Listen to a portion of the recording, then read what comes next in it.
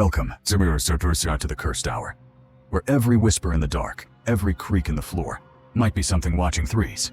If you found this channel, you're already part of the curse.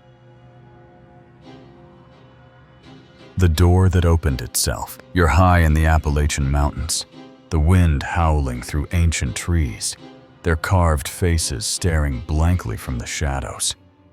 So my girlfriend and her friends, they invited me to stay at a small cabin Airbnb in the Appalachian Mountains near Seven Devils. The cabin clings to the peak, a fragile shelter against the vast, untamed wilderness. The idea was to just go up there to enjoy some snow tubing and then do some light drinking, hot tub, and board games in the cabin afterwards.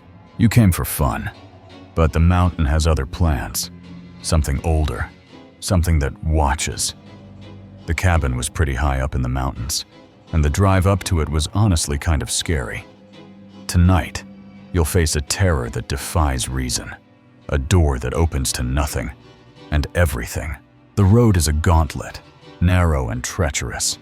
Single car-length road for the most part, railings on either side of the road.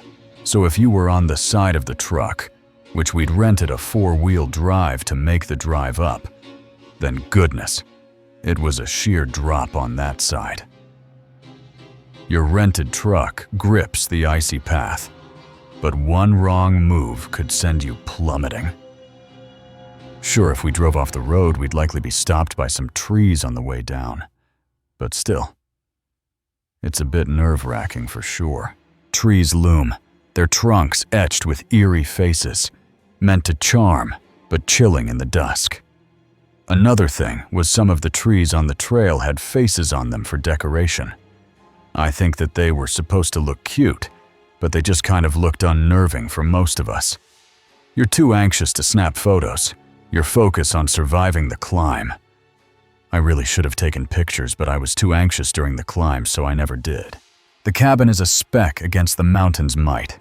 The cabin itself, though, was almost at the top of the mountain and fairly small. It's modest. A cramped living room, a sliver of a kitchen, 2 bedrooms, a hot tub on the lower porch, a small living room with a very tiny and narrow kitchen, and 2 bedrooms. Hot tub on the lower porch, because the cabin itself was basically on the 2nd floor, so you had to go up a stairway to get into it. The key waits in a lockbox, the door old-fashioned, no modern locks. Key to the cabin was in a lockbox, so no special door lock option, just an old-fashioned cabin. You arrive, weary but eager, ready for a night of warmth and laughter. You play, unaware of the mountain's gaze. We came back after snow tubing and dinner. The others drank enough to get buzzed, whilst I only had a glass of wine, since I have a condition that makes it dangerous to get too much alcohol in my system. Snow tubing fills the day, followed by dinner and drinks. So, relatively sober, I enjoyed the hot tub as planned, witnessed a beautiful shooting star, then played board games after that, until around 1 in the morning when we all went to bed. You sip wine sparingly, your health a constant shadow, but the hot tub soothes you, a shooting star, a fleeting wonder. Board games carry you to midnight, laughter echoing, before sleep claims the group. The cabin feels safe, a cocoon against the howling wind. Sleep breaks, a restless unease stirring you. Now I woke up a little after 4 o'clock because I was suddenly sweating, and then I kind of felt a bit unsettled. You wake, drenched, a primal disquiet gnawing at you. I decided I needed to go to the bathroom, so I got up. The cabin is still, too still. As you slip from the bedroom, I left the bedroom and nothing seemed amiss. The bathroom is a brief refuge, but the world shifts when you emerge. I used the bathroom, and when I left the bathroom, the front door was now wide open. The front door gapes, a black maw against the night. You're alone, the wind screaming outside. Naturally, I felt immediately uneasy, but again, this was a small cabin. So, really, there was nowhere for any intruder to hide. The cabin's size reassures you. No corners for a stranger to lurk. I could easily see the entire interior of the cabin from the tiny hallway. You blame the wind, a loose latch, anything but the truth. I decided maybe the last person through the door last night, after the hot tub, just didn't fully close the door and lock it appropriately, because there was no sign by the door that says, "Close door firmly" or anything. And it was fairly windy outside. The howl is relentless, a force that could pry open a poorly secured door. I mean, the wind was howling out there enough that you could hear it. You approach, heart pounding, and seal the breach. So I go over to the door, and I close it, making sure that it's firmly enough in the doorway to fully lock it. You test the lock, jiggling the handle, ensuring it holds. I even jiggle the handle a few times and try to see if it'll open. When locked, it doesn't budge. You turn back, relieved. But the cabin betrays you. So I start to head back to the room. Then I hear the door rattle a little bit, and I turn around and stare at it. The lock turns, the door swings open, slowly, deliberately. I watch the lock itself turn, and then the door opens, and it doesn't slam open from the wind, it just slowly swung open. You freeze, the impossible unfolding. I stayed extremely still because, that was crazy. The door's window reveals nothing, no figure, no shadow. The door was huge, mind you, clear window on it with no curtains, and a big window beside it that also doesn't have curtains. And there was absolutely no one on the other side of it, that much I can guarantee. No one could have vanished down the creaky stairs unnoticed. There was just no way somebody could have ducked out of view either and hurried away from the door after pushing it open, because they would have had to have made a lot of noise hurrying down the steps to get to the walkway. The lock is simple, mechanical, no remote tricks.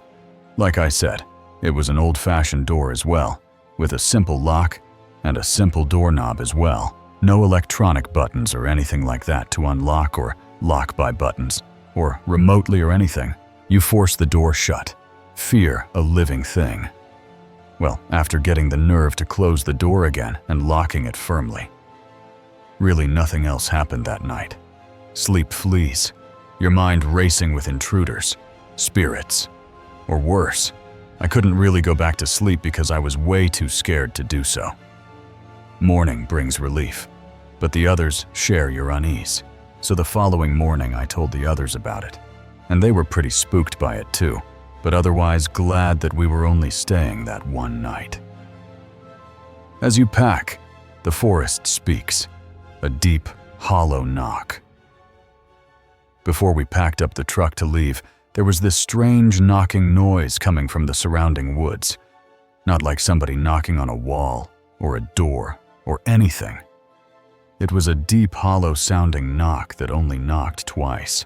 The sound haunts you, unnatural and persistent. Stopped for a while, and then would do it again. Maybe it was just the trees knocking together. But after what happened early in the morning like that, it was definitely a little bit unsettling. You want to believe it's nature, but the door's memory lingers. So yeah, I'm from Florida. And though I've experienced other paranormal activity before, that was the most physical thing that I've experienced, and I've definitely heard plenty of stories about odd occurrences in the Appalachians. The mountains are alive with tales, and you've added your own. I guess in a sort of weird way, that I'm glad that I experienced something, but I'll never forget the fear that I felt that night. You escaped. But the cliffs, the dark, the door, they whispered, danger. After all, my first thought was an intruder or something. And it would have been pretty bad, being up there so high by ourselves with someone like that. If we had had any reason to run, we could have easily fallen off of a cliff or something in the pitch-black darkness outside. So I'm thankful that, really, we never had to do that. The Appalachians keep their secrets, but you carry one now. You're back in Florida. The sun a stark contrast to the mountains' chill, but the door's slow creak echoes in your dreams. Cece's vigilance resonates. You trusted the cabin, the lock, but something unseen proved you wrong. The knock in the woods, the turning lock, they're warnings, etched in you. A reminder that some places hold forces beyond understanding, forces that open doors to nowhere. Whispers from the void, in a house where shadows whisper secrets. Every creak hides a warning. The old Northern California home was a relic, its weathered beams groaning under the weight of forgotten years. For Aria, a teenager with a restless spirit, it was both refuge and riddle. The air carried a chill that clung to the skin, as if the walls themselves exhaled unease. But some mysteries are not meant to be solved. The family had lived there for years, brushing off cold spots and strange noises as quirks of an aging house. Aria felt it from the start, a presence, subtle but undeniable. The house seemed alive, its corridors pulsing with secrets. She'd heard whispers, faint and fleeting, like a voice caught in the wind. Her parents dismissed the orbs and shadows as tricks of light. But Aria's unease grew. Each night, the house spoke louder, its murmurs seeping into her dreams. One day, lounging on her parents' bed with a magazine, she froze as a clear "hello" echoed beside her ear. She bolted, heart racing. The room suddenly too small. The voice wasn't human. It was too hollow, too close. Aria fled, the whisper chasing her down the hall. The house played tricks. Too, her phone vanished, only to reappear days later, neatly placed on a closet shelf. She'd torn her room apart, certain it was gone. The phone held new recordings, unnamed, their sounds unnatural, a galloping rhythm, a muffled party, a child's eerie song. Aria listened, chills crawling up her spine. The recordings weren't hers. She'd named every clip she made. The longest one, a girl's voice singing of "The Edge," was haunting, its words fading into static. She checked the phone's settings, but no accidental recordings explained it. The house was toying with her, leaving clues she couldn't ignore. Aria's fear sharpened. The house no longer a home, but a maze of unseen eyes. She kept silent, afraid her family would laugh. But the house was watching, and its whispers were only the beginning. The void was calling, and Aria was already caught in its pull. The house tightened its grip, its whispers turning to screams. Aria's nights were restless, the air heavy with unseen watchers. She searched her closet again when her phone vanished once more, only to find it in the same spot. 3 new recordings waiting. The static-filled clips were cryptic, one a low hum, another a faint sob, the third a child's voice, clearer now, singing of loss. Aria's skin prickled. She hadn't sung those words. The girl's voice was not her own, its melody a lament from beyond.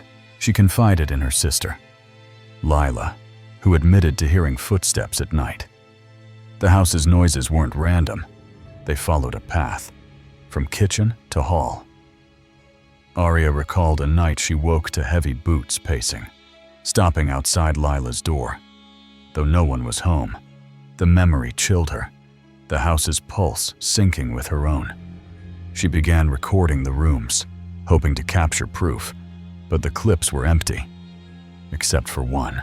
A faint crunching, like footsteps on gravel, filled a recording. Though the house was silent when she made it, Aria dug into the house's past, finding whispers of a tragedy, a family lost to a fire, their story buried. The library held old articles, hinting at a child who vanished, her name erased. She wondered if the recordings were hers, trapped in the void. The house seemed to respond, its cold spots sharper, its shadows bolder. Aria's phone buzzed with static, unprompted, as if the entity was listening. She felt it watching, its presence a weight on her chest. One day, babysitting her cousin, Aria snapped photos of their play. Years later, she'd find a figure in one, a faceless shape in the kitchen mirror, gone in the next shot. The image chilled her, proof the house held something beyond the living.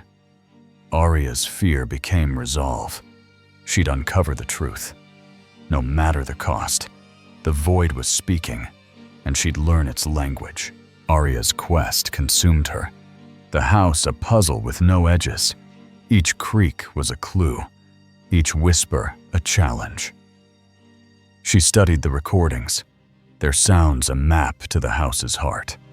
The child's song looped in her mind, its lyrics hinting at a place beyond the edge. Aria searched the house, finding a locked attic door, its key long lost. She felt the void there, its pull stronger, its whispers louder. Lila joined her, their bond forged in fear. They pried open the attic, its air thick with dust and memory. Inside, Aria found a child's drawings, crude but vivid, depicting a girl and a fire. The images matched the house's history, a blaze that claimed lives, leaving only rumors. Aria's phone hummed, recording without her touch, capturing a sob that wasn't theirs. The void was close, its presence a chill that seeped into their bones. They uncovered a journal, its pages brittle, written by a mother who'd lost her daughter. The girl, named Ilara, had spoken of the edge, a place where the living and dead met. Aria realized the recordings were Ilara's, her voice trapped in the house's walls. The journal hinted at a ritual, meant to seal the void, but it had failed. The house was a prison, and Ilara was its captive. Aria felt her pain, her song a cry for release. The house fought back, its shadows lunging, its whispers turning to wails. Aria and Lila pressed on, determined to free Ilara. They planned to redo the ritual, using the journal's clues, risking the void's wrath. The house trembled, its pulse a warning. Aria was ready, her fear a fire against the dark. The void was alive, and Aria would face its heart. The house was a battlefield, its void a roaring beast. Aria and Lila prepared the ritual, their hands steady despite the fear. They gathered candles, salt, and the journal, setting up in the attic where Ilara's presence was strongest. The air crackled, the house resisting their every move. Shadows danced, forming shapes that weren't human. Aria lit the candles, her voice trembling as she read the ritual's words. The void answered, its wails shaking the walls. Ilara's song filled the air, clearer now, guiding them.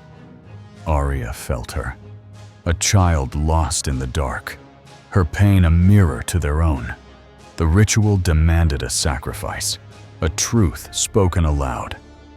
Aria confessed her fear, Lila her guilt, their words binding them to Ilara. The void surged, its shadows clawing. But the candles held strong. A figure emerged, faceless, its form flickering like static. It was Ilara, or what remained, her song a plea. Aria reached out, her hand passing through cold air, and spoke Ilara's name. The house shook, the void splitting open, a light piercing its heart. Ilara's form faded, her song softening, free at last. The attic stilled, The house silent, its pulse gone. Arya and Lila emerged, changed. The house was just a house now, its secrets laid bare. Arya kept the journal, a reminder of Alara's story. They moved on, but the void's echo lingered, a whisper of what they'd faced. Arya was stronger, her fear a spark that lit her path. The house was quiet, but Arya would never forget the void's call. The wet footsteps. You're alone in a silent condo, the hardwood floor gleaming under dim light, the echo of your boyfriend's absence heavy in the air. Early on in my relationship, I'm 24 and female.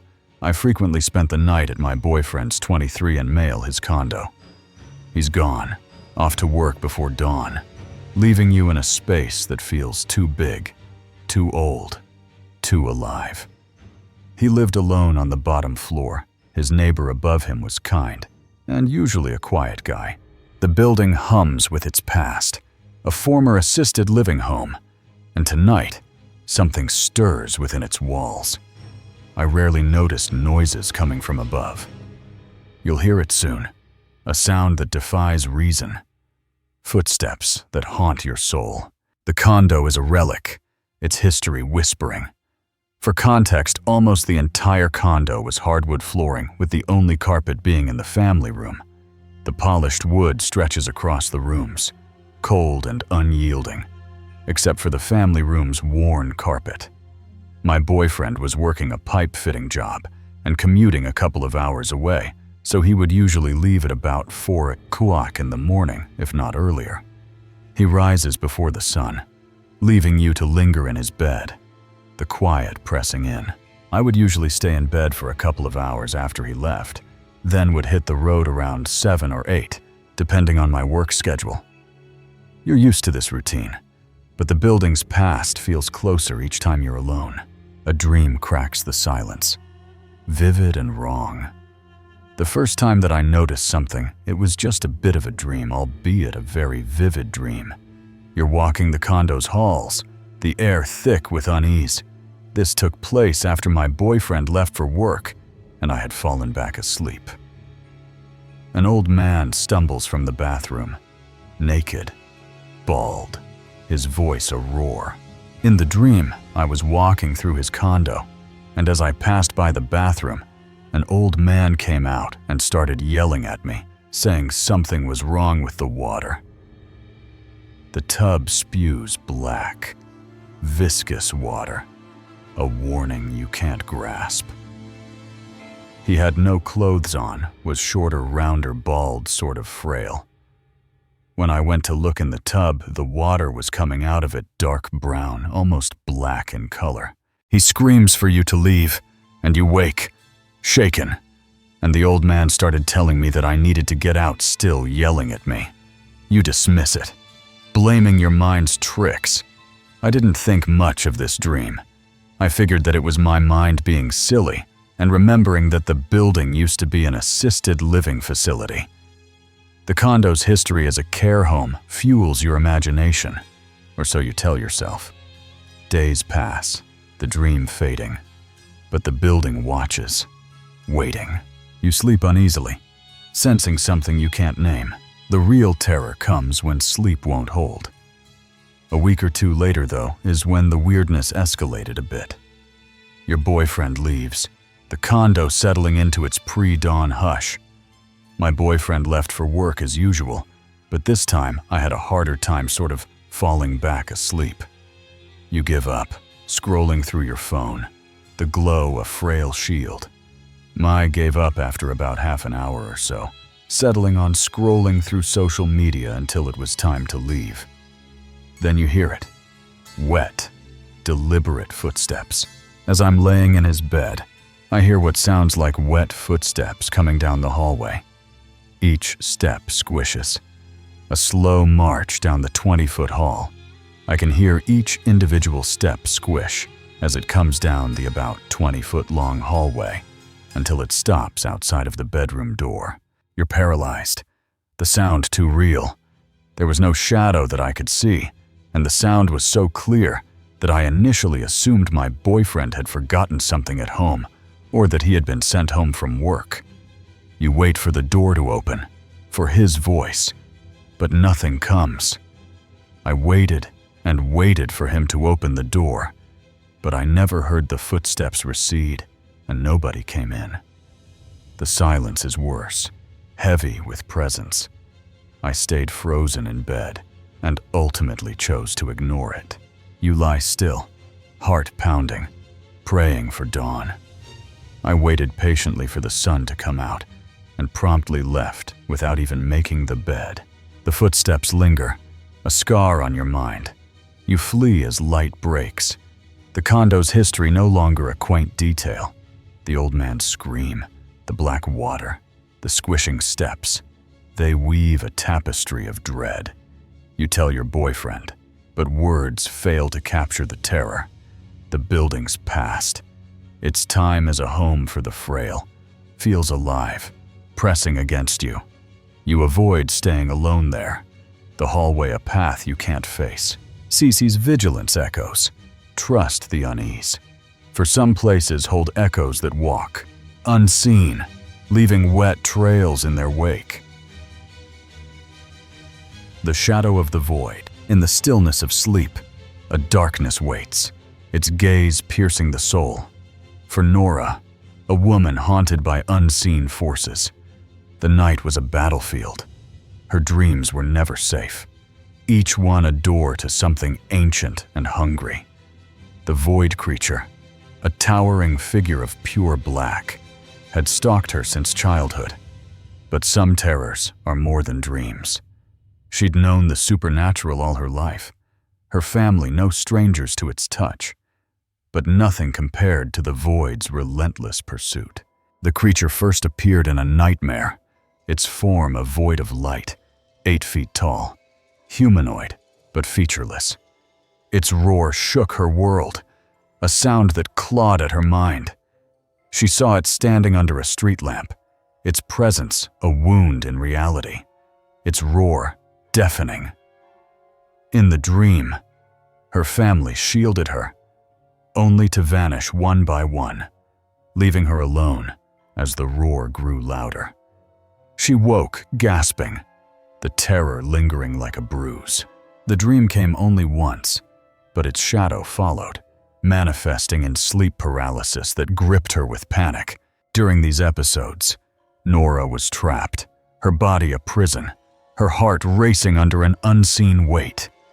The void creature loomed, silent now, its form crackling with static. Each time, it inched closer, its presence a suffocating force, as if her hand would vanish if she reached out. She felt it watching, its intent unclear but heavy with menace. The episodes were rare, but each left her drained, her spirit frayed. She brushed it off for years, convincing herself it was just a dream, until it stood beside her bed, its red eyes burning. Nora's life was a dance with fear, the void a partner she couldn't shake. She hid her terror, but the creature knew her vulnerabilities. The memory of those eyes, glowing in a red-hazed room, haunted her, a moment she'd ignored until it resurfaced. She felt marked, chosen by something beyond comprehension. The void was patient, and Nora was its prey. Its silence was a promise, its gaze a chain. She clung to routine, seeking normalcy. But the night was never hers. The void was waiting, and its hunger was growing. Nora knew it would return, and she wasn't ready. Nora's nights were a gamble, each sleep a potential trap. The void creature's presence lingered, its red eyes a brand on her soul. She felt it during sleep paralysis, its static hum filling the air, its form closer with each episode.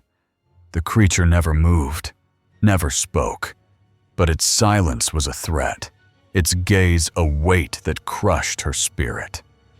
Nora's body burned, her chest heavy, as if the void itself pressed down. She stared at it, unable to scream, until she closed her eyes, willing it away. Strange experiences piled up, each tied to the void. At her grandmother's house, Nora felt pulled from her body, floating to the front door, sensing a presence beyond.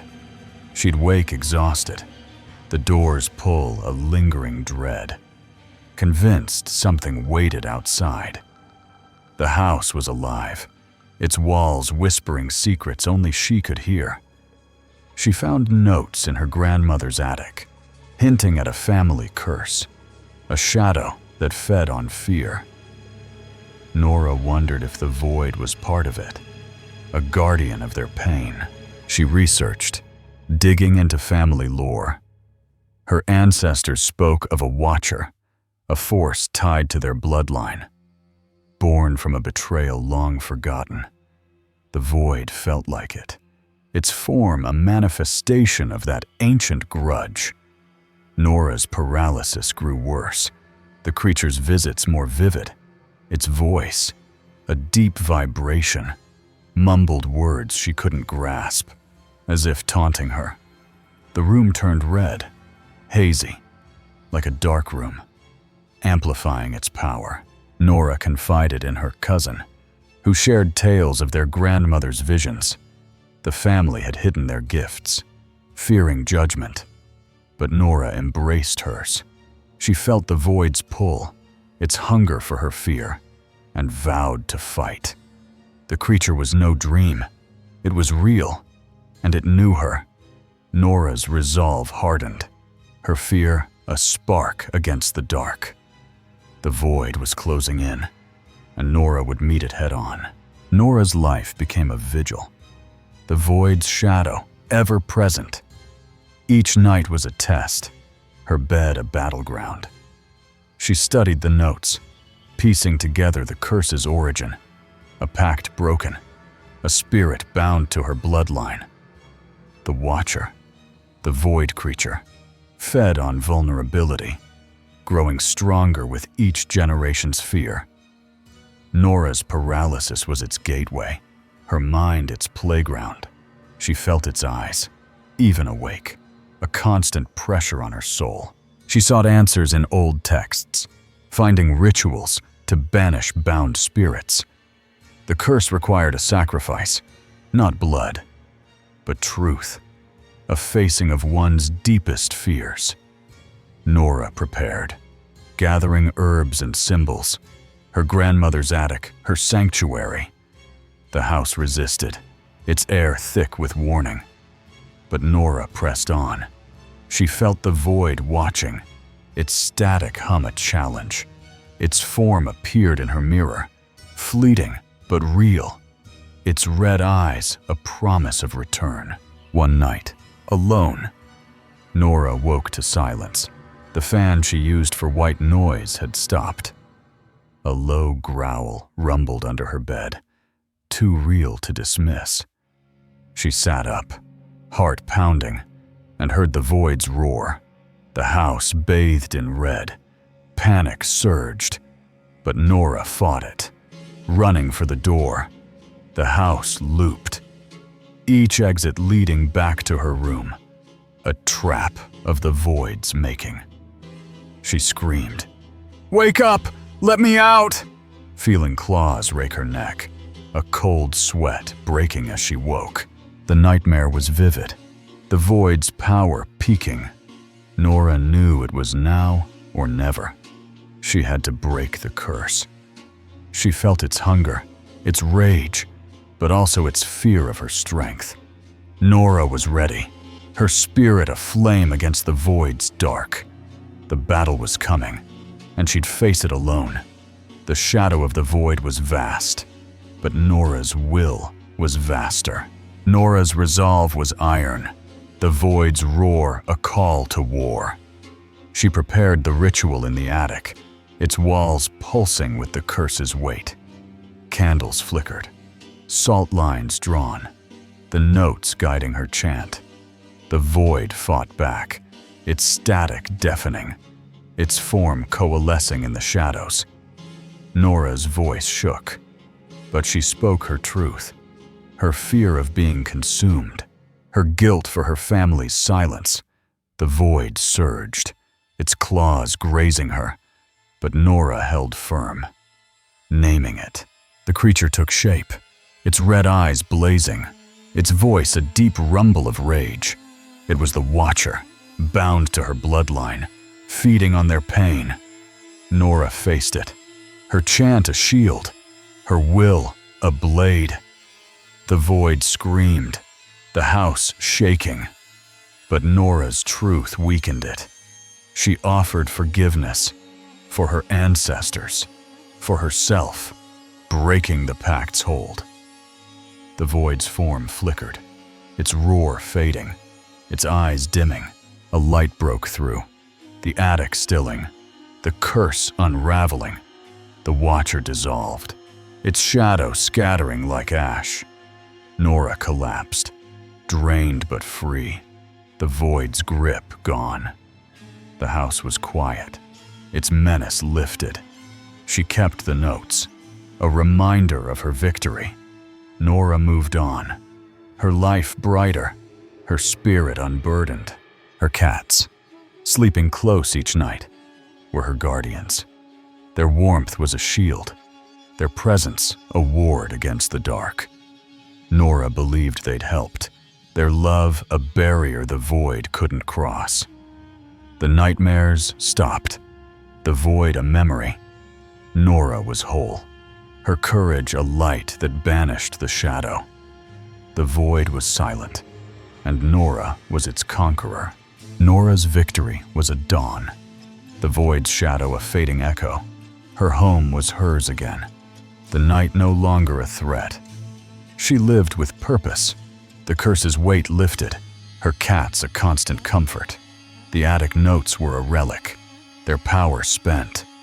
But Nora kept them, a testament to her strength. She shared her story with her family, breaking their silence. The void had tested her, but Nora had won, its red eyes a distant memory. She explored her gifts, embracing the supernatural without fear. Her dreams were her own, free of the Watcher's taint. Nora helped others, guiding those haunted by their own voids. Her cats, purring beside her, were her anchors, their presence a shield. She felt their magic, a quiet power that kept the dark at bay. The void was gone, its roar silenced, its hunger sated. Nora's life bloomed, her spirit unshackled. She wrote of her battle, her words a beacon for the lost. The house was just a house, its secrets laid bare. Her family rallied, their bond stronger, their fears faced. Nora stood taller, her heart light, the void a lesson in courage. She'd faced the shadow and emerged whole, her life a testament to resilience. Under the stars, Nora smiled, her cats at her side. The void was a memory, its power broken. The shadow of the void was dust, and Nora was free. She walked forward, the night hers, her victory eternal. The dark had no hold, and Nora was its light. The house that watched me. You're a child in your bedroom, the air thick with an unseen weight, the shadows in the corners pulsing with something alive. My childhood home, I lived there from maybe ages 4 to 14, always had a somewhat thick, negative energy to it.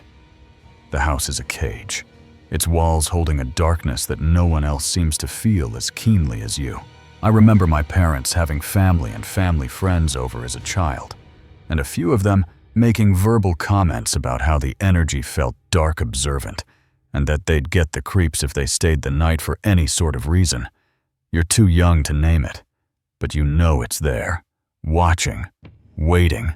In my experience as I aged through the elementary school period, the parts of the house that felt the darkest and most ominous were basically the whole upstairs. The game room, my bedroom, and the bathroom. And downstairs, it was the laundry room that felt particularly dark. This is the story of a house that wasn't a home, a place where something ancient and malevolent claimed you as its own. The house breathes malice, its presence undeniable. In general, the other parts of the house felt okay enough, but as a child, I experienced significant fear around sleeping in my bedroom alone, or at all. Your parents fill it with laughter, friends, and normalcy, but the darkness lingers. Even if my mom accompanied me to my bed, even during the day, if I was playing with my toys, I'd eventually get the creeps. And it felt like something was just lurking, observing me slowly making its way. Guests sense it too. Their unease, a quiet validation of your terror. Most of the time, after some time playing in there, that creeping feeling that would make the hair of my arms stand up, and I'd look around my room. My eyes would always lock onto my closet door and stare at it in fear. The upstairs, your bedroom, the game room, the bathroom is a realm of dread, but the laundry room downstairs is its heart. Eventually, I'd find the courage to rip my attention away from it and flee out of my room. Your room is a battlefield, the closet a portal. Now, on one particular day, I was playing with my toys on the floor of my bedroom before dinner. I was excited about the toys that I was playing with because I had just gotten them for my birthday. You're 6, lost in the joy of new action figures, oblivious for a moment. No one else was upstairs, but me and I get called downstairs for dinner. Dinner pulls you away, but you hurry back. Eager to play, I go down and I eat, and after dinner I come back up pretty quickly as I was excited to resume playing with my new toys. The room betrays you. Your toys are wrong, moved, alive. I walk into my room and I freeze as my toys were in completely different positions and locations than where I'd left them. Figures stand where they sat. Furniture emptied. Action figures that I previously had sitting were now stood up straight and feet away from where it was sitting before toys that were on a piece of toy furniture were now taken off of the furniture, etc. Nothing is as you left it. A silent violation. In fact, almost every toy was moved. You're too young to rationalize it, too scared to stay. I was about 6 or 7 at that time, and I really could not understand it in my rational brain. Your sister denies touching them, leaving you with no answers. I asked my sister, who is 2.5 years older than me, if she went into my room, and she said no, and I just couldn't wrap my head around it for years. You flee your room, seeking safety in your parents' bed. Every night I would sleep in my parents' bed. That was the usual, really. I adamantly would not sleep in my bedroom. It's not defiance, it's survival. It was more than a childlike defiance as well. I was petrified to sleep in there. Fear rules you, manifesting in bedwetting well into grade school. So much so that I had an unfortunate bedwetting issue well into 2nd or 3rd grade. One night, your mother coaxes you to try sleeping alone, and one night my mom was able to get me to lay there at night alone. You tremble, the darkness a living thing. I had full body shakes from fear, and I remember so vividly not being able to sleep at all, and getting so scared that I hid myself under my blankets, where I hid awake for what felt like at least 2 hours or so. The blankets are your shield, but they trap you. I remember how badly I was sweating, getting so hot from being tucked under my blanket. My shirt and pants were wet with sweat. And under the blanket, I felt like there was something looming over top of me outside. Something hovers, a presence you can't face.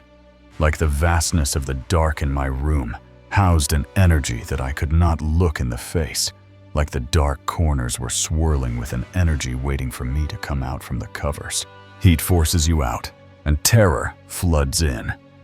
Eventually, it was so hot under there that I just had to come out, otherwise I would have started to have trouble breathing more than I already was.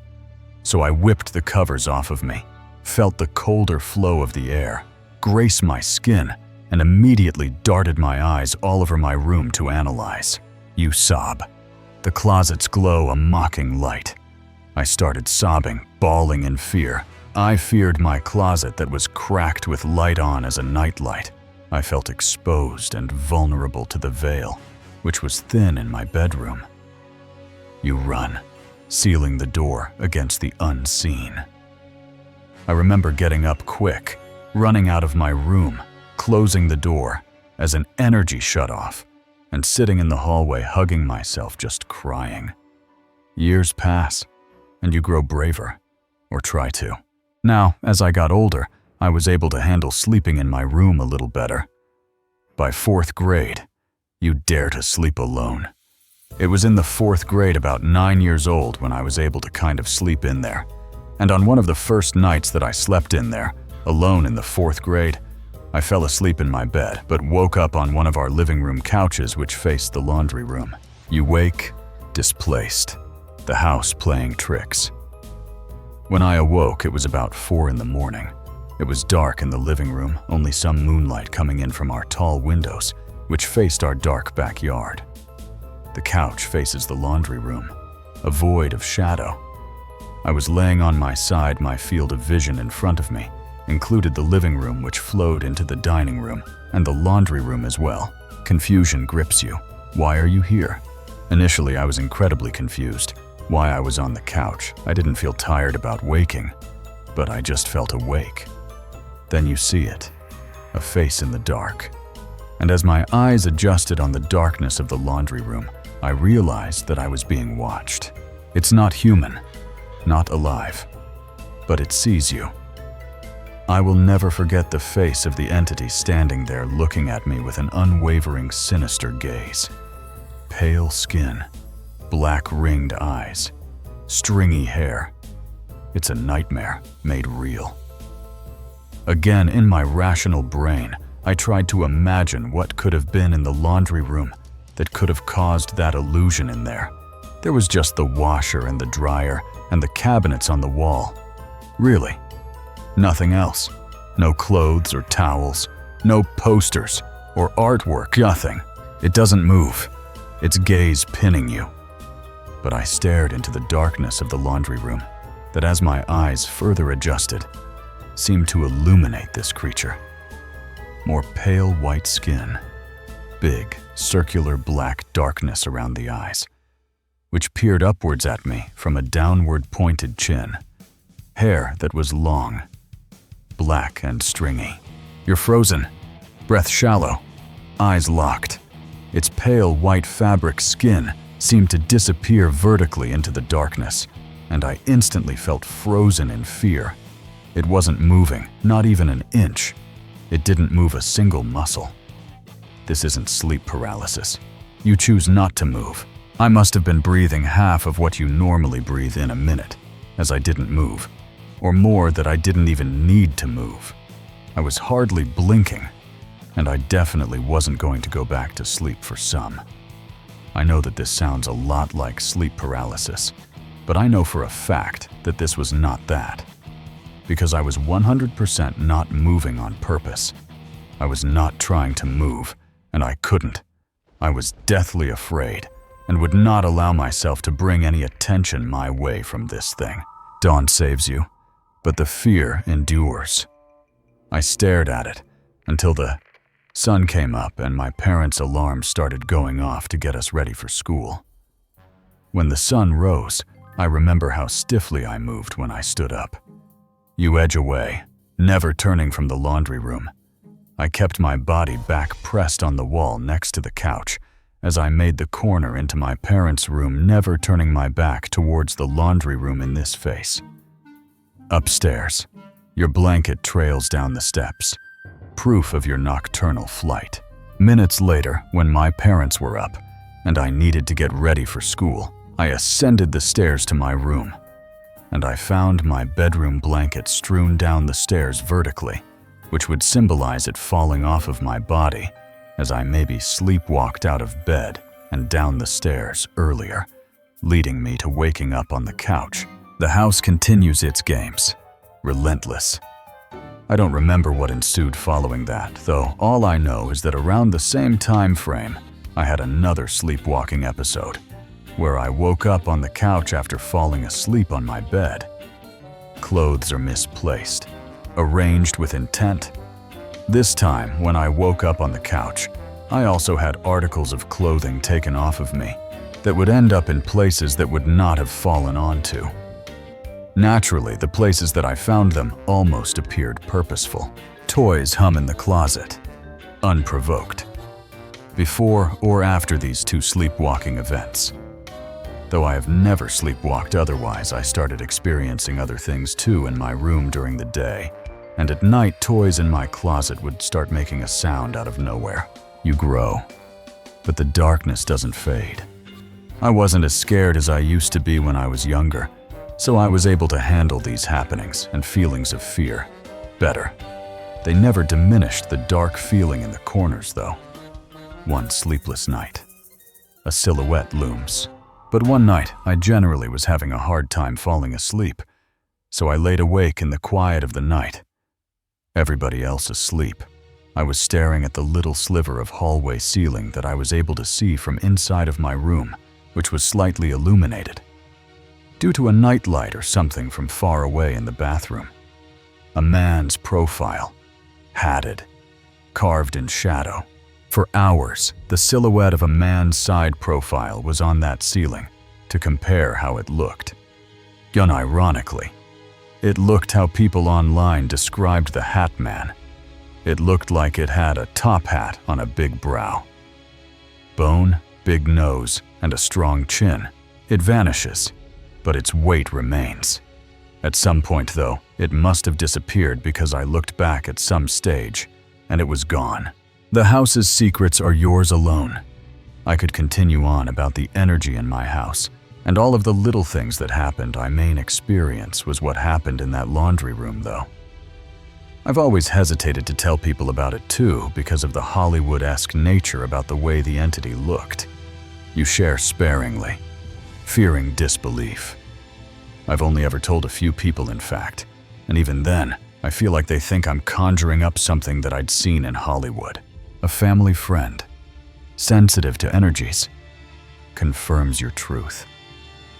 As an adult, I've spoken to the same family friends who used to visit when I was a kid about the energy in that house. Now, one family friend who is particularly sensitive to energy and was spiritual for the time said that one night she stayed the night with her husband. Your bed shook her awake, a restless force. She told me at some stage in my adult life that this night she slept in my bed, which she never had before. And she said that she woke up many times in the night to feeling my bed shaking erratically. Not super strong shaking, but enough of an erratic movement that the entire bed frame woke her up many times in the night. You're free, but the house never leaves you. As an adult, I don't think too much about all of what I had experienced. The memories cling, vivid as ever. I definitely feel that I experienced more in that house than my sister or my parents ever did. I felt exposed constantly in that house to, well, whatever it was that was there. Films like Insidious resonate, mirroring your childhood dread. I remember in middle school when I first watched the first Insidious movie, connecting really deeply to that movie. I resonated a lot with Dalton, as he seemed to be the target of what was going on, and having these confusing things happen to him. Cece's vigilance echoes. You felt the house's gaze, and it taught you to trust the fear. For some homes are not shelters but snares, holding things that watch and wait. The poisoned fire. In the wild heart of a moonlit camp, a single spark can ignite a nightmare. The sprawling dam-side campsite in South Africa was a haven for families, its waters glinting under starlight. For Thandi, a curious child with a fearless streak, it was a playground of adventure. The tent she shared with her mother and sister felt like a fortress, safe and warm. But some dangers wear friendly faces. The family pitched their tent, eager for a weekend escape, unaware of the shadows lurking nearby. Thandi loved the camp's wild beauty, the rustle of leaves, the crackle of distant fires. Her mother's laughter and her sister's teasing filled the night, grounding her. Late one evening, Thandi slipped out to relieve herself, the cool air sharp against her skin. The path back was lit by flickering campfires, their glow a beacon in the dark. She hummed softly, unaware of the eyes watching from the trees. Two men, seated by a fire, called her over, their voices warm, their smiles inviting. Thandi, trusting and naive, approached, drawn by the scent of roasting meat. The men, rough-edged but chatty, offered her a piece, their small talk light and easy. She accepted the meat, savoring its smoky flavor, oblivious to its hidden poison. Minutes passed, and the world tilted, her vision blurred, the fire spinning like a carousel. Her limbs grew heavy, the men's voices slowing to a dreamlike drone. She felt dizzy, the world moving in slow motion, her mind fogging as the drug took hold. The men's smiles sharpened, their words turning to a coaxing lure. They offered a car ride, promising wonders beyond the camp. Thandi's instincts screamed, and she began to cry, stumbling toward her tent. The men followed, their insistence a rising threat, their hands reaching out. Her cries pierced the night, a desperate plea for safety. Another camper, alerted by the noise, approached, demanding answers from the men. Thandi's heart raced, the camp a blur of fear and firelight. She was a child, caught in a trap she didn't understand. The camper led her back to her mother, the men's lies unraveling under scrutiny. Thandi's tent was a sanctuary, her mother's arms a shield.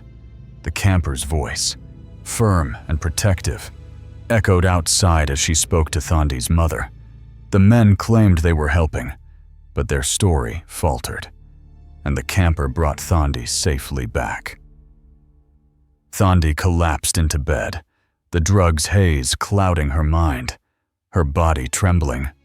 Her mother's touch was a lifeline, grounding her in the chaos. They talked outside, their words muffled, while Thandi drifted into uneasy sleep. Morning brought a wave of nausea, the drug's grip relentless. Thandi's body rebelled, her stomach churning, her head pounding. The camping trip ended abruptly, the family packing up to return home. Thandi's illness a silent alarm. The men were gone, their fire cold, their presence a ghost in the camp. Thandi didn't look for Asajarmtha. Her only thought was safety. Home. She never saw them again, their fate unknown. But her relief was profound. Back home, Thandi's mother probed deeper, contacting camp authorities. Whispers surfaced of missing campers, of strangers offering tainted gifts. Thandi realized the meat was laced, a trap to lure the unwary. The camp wasn't just a haven, it hid predators, their schemes cloaked in friendliness. Her mother tightened their circle, teaching Thandi to trust her instincts. The incident left a mark, a lesson in vigilance etched in her soul. Thandi grew, carrying the memory like a hidden scar. She learned to question smiles, to listen to the unease in her gut. Her family's bond strengthened, their love a fortress against the dark. The camp's beauty was tainted, but Thandi's spirit was not. She vowed to protect herself, to never be prey again. The poisoned fire was a warning, but Thandi was its survivor. Her home was her refuge, her family, her strength. The night no longer scared her. She'd faced its shadows and won. Thandi's story was one of escape, a child's courage against a hidden evil. The stranger at the cellar door. You're standing in the backyard of your new home, the night air heavy with the creak of a rusty gate, a stranger's shadow looming just beyond the porch. When I graduated college, I was about 24 years old. I really wanted to get out on my own and try living alone. The house, a gift from your grandmother, promises freedom, but its walls hold secrets, squatters, symbols, and a man who won't leave. At that age, bit of a late bloomer, I know. But luckily for me, my grandmother had asked me to move into an assisted living center about a year prior. I had asked my parents if I could live there. They talked it over with my grandma, and she agreed that it would be nice to have someone there after a year of it sitting empty. This is no ordinary move-in. It's a descent into a mystery that clings like damp earth. This was in a kind of up-and-coming area, but still it had its rough spots for sure. Something waits in the cellar, and it's calling someone back. The house is a relic, its charm edged with unease. Regardless, I was really excited until while I got there to do a walk through to see how I was going to set up my things. It's a shotgun-style home, long and narrow, with a cellar accessible only from outside. The house was a shotgun-style sort of home, with a cellar that could only be accessed from the outside. The neighborhood is gentrifying, but danger lingers in its fringes. You're thrilled, envisioning your first taste of independence, until the house speaks.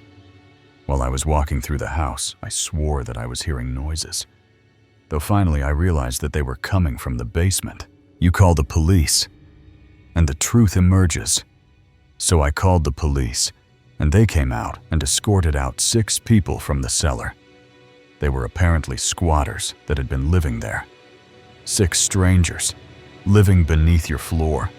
Their presence a violation. And after they left, I went down there to find, well, all kinds of stuff. The cops took all the drugs and anything else illegal, but it looked like someone had spray painted the walls just all over the place. The cellar is a concrete crypt, home to the water heater, HVAC, and something darker. Graffiti sprawling across the walls, chaotic and unsettling. It was just a concrete cellar where the water heater and the HVAC were, so I wouldn't have really cared, except it seemed to be kind of, well, satanic, I guess, as the best word. Pentagrams and chalk circles mark the floor, a ritual interrupted. I don't know anything about that stuff, but there was a couple of pentagrams and a chalk circle on the floor. The cops shrug, clueless, taking the drugs but leaving the symbols. The cops didn't really have anything to say about it. They didn't know either, so I poured some water on the floor to wash away the circle, but the walls I just left as they were. You erase the circle, hoping water can cleanse the unease, but the graffiti remains, a silent accusation. You move in, determined to make the house yours, but the cellar's shadow lingers. Life settles, love enters, but the past intrudes. Well, fast forward a few months of me living there. Honestly, I had forgotten all about it. Your girlfriend, now your fiancé, fills the house with warmth. I had started dating my future wife, and she was over a lot. But we were getting ready for bed one night in the bathroom brushing our teeth when a knock came from the back door. A knock shatters the quiet. Too late. Too wrong. I ignored it, but it came again. It was 1 a.m, mind you. And this was my back door as well. Someone had to have come into my backyard by opening the fence gate. The back door means someone breached your gate, your sanctuary. So I grabbed my gun and went to the door, keeping it out of view, and some guy was standing there on the porch. He's a stranger, his purpose unclear. I opened the interior wooden door, but kept the outside storm door shut and locked.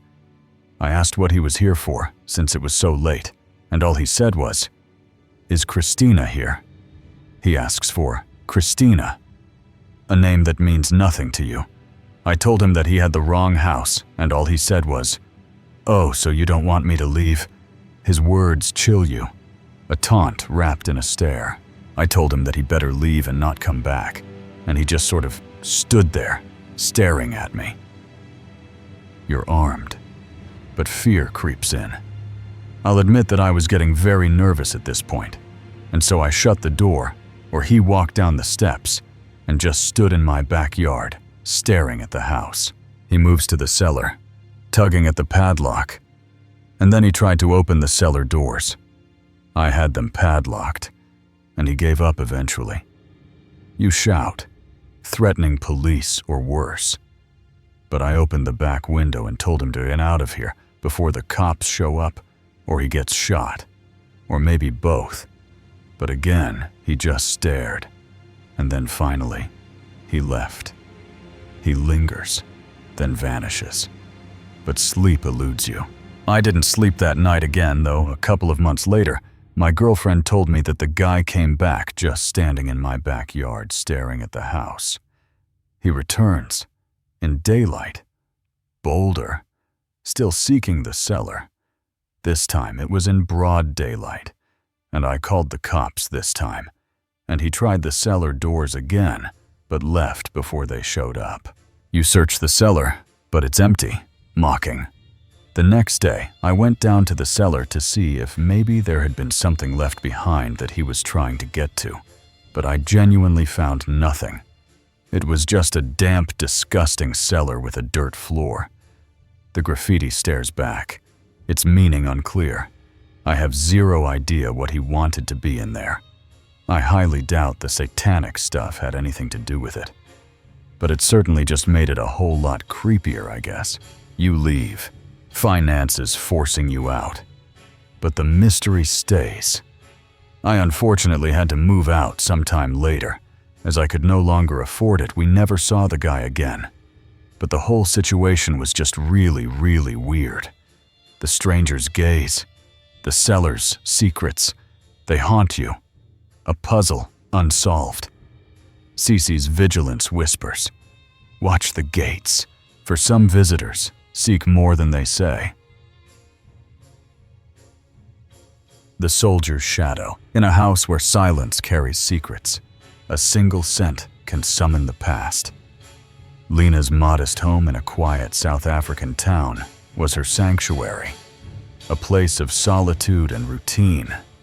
As a night owl, she thrived in the dark, her world lit by the glow of her phone. But something else lingered in the shadows, unseen yet undeniable. Some guests don't knock, they simply arrive. The air filled with the sharp smell of cigarettes, though Lena had never smoked. The windows sealed tight. The scent was strongest in the living room, a heavy cloud that defied explanation. Lena dismissed it as neighbors' smoke seeping through, but her gut whispered otherwise. She crept downstairs, the odor thickening, and grabbed cereal from the kitchen, settling at the dining table. The house was still, save for her scrolling phone, until a sound shattered the calm, a heavy scrape, like furniture dragged across the coffee table. Her heart leapt, fear pinning her in place. She looked up and saw a silhouette on the couch, a tall, bulky man in a camouflage uniform, his gaze meeting hers. Lena froze, locked in a silent standoff with the figure. His presence was solid, yet wrong, like a memory given form. She stood, flipped on the dining room light, and he vanished, leaving only the echo of her racing pulse. The house felt alive, its walls holding secrets she couldn't name. Lena retreated upstairs, questioning her sanity, but the scent lingered. The encounter repeated, the cigarette smell heralding his return, always on the couch, always in the dark. She kept it to herself, afraid of judgment. But the signs grew bolder. Objects shifted slightly. A book, a coaster, always in the living room. Lena sensed him, a presence that watched but didn't harm. his silence a strange comfort. The house was no longer hers alone, and she wasn't sure she minded. Something about him felt familiar, like a story half remembered. The soldier's shadow was her guest, and Lena was drawn to his mystery. She needed answers, not escape. The night held clues, and Lena would find them. The cigarette smoke was a call, and she was listening. Lena's home became a stage. The soldier's shadow, its silent star. The cigarette smell was a nightly ritual, strongest in the living room, a beacon she couldn't ignore. Objects moved, an inch here, a nudge there, always where he lingered. Lena felt him beyond the couch, his presence brushing her life like a whisper. While washing dishes, headphones on, she felt a weight press against her back, deliberate and close. She spun, heart hammering, but the kitchen was empty, the air thick with his unseen gaze. The touches grew frequent.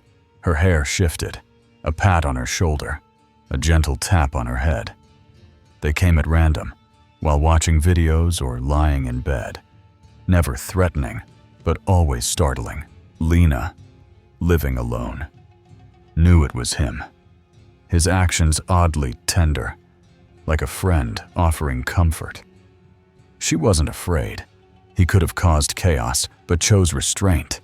His calmness was a puzzle, his intentions a mystery. Lena bought a vintage ashtray, placing it on the coffee table, a gesture to acknowledge him.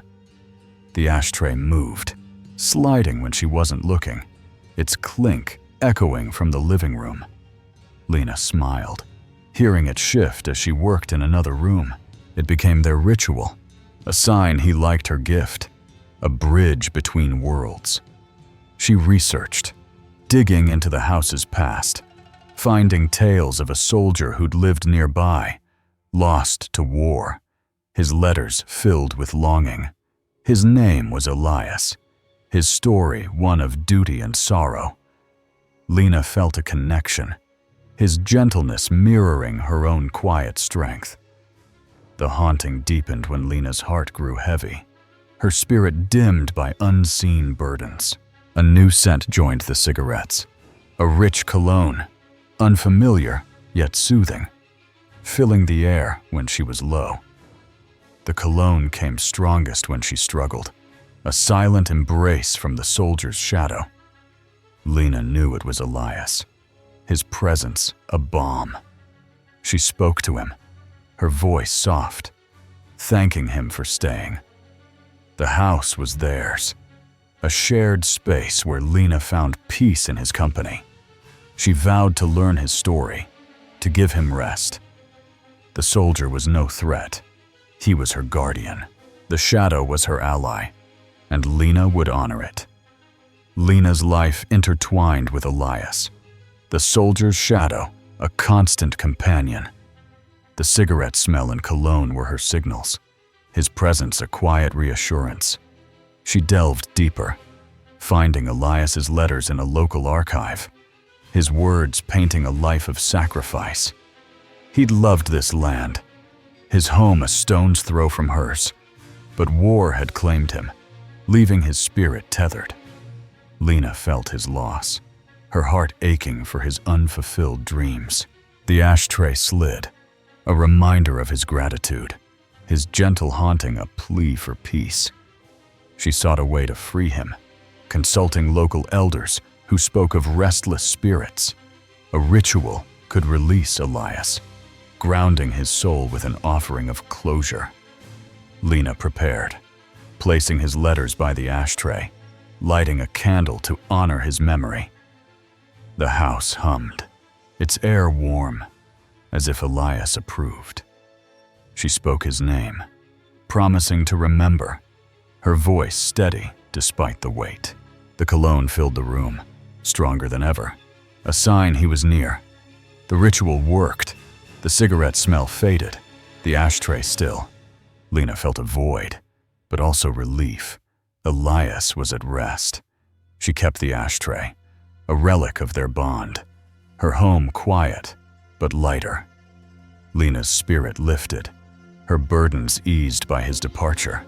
She lived bolder, her solitude no longer heavy, her nights her own.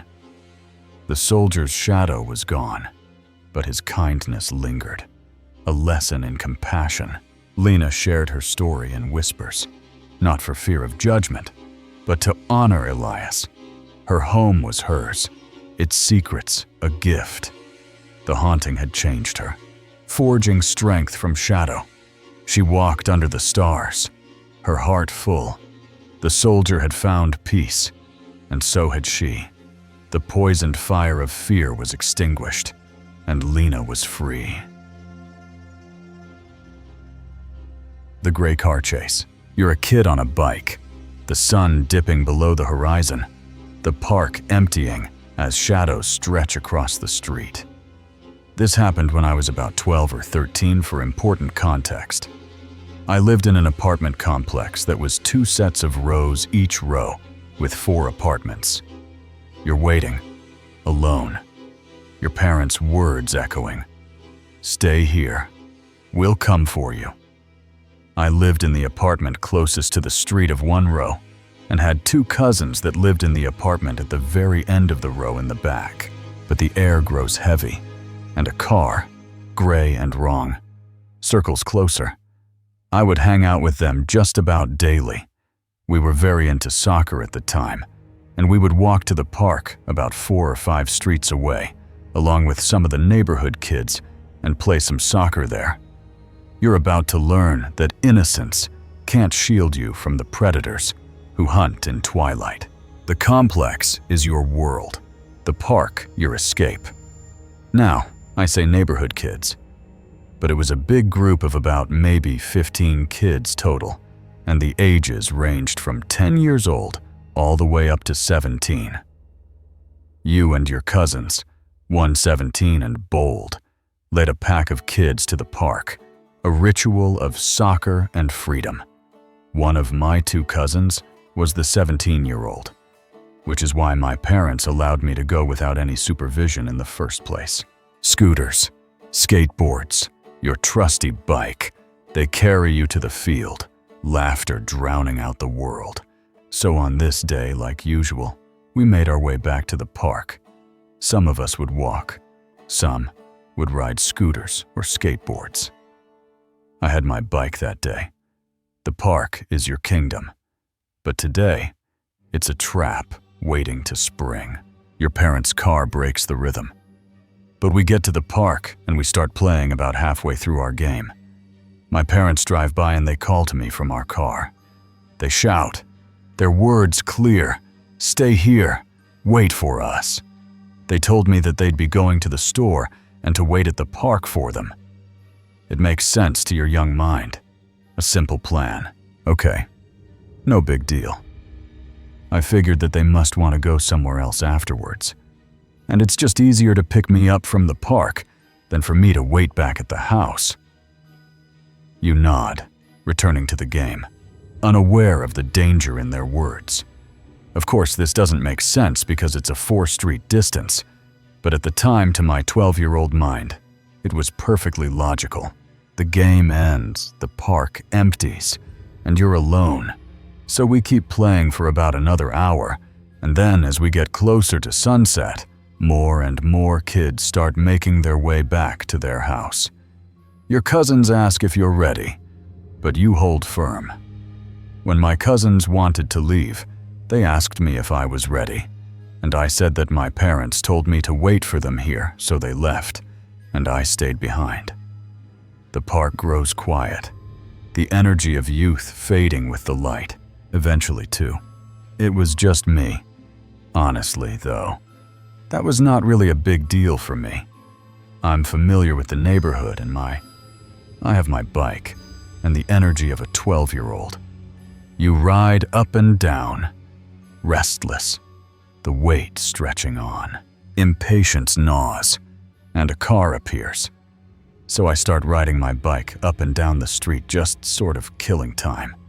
At this point, it hasn't occurred to me that if my parents wanted me to wait for them at the park, they wouldn't want me to wait past sunset.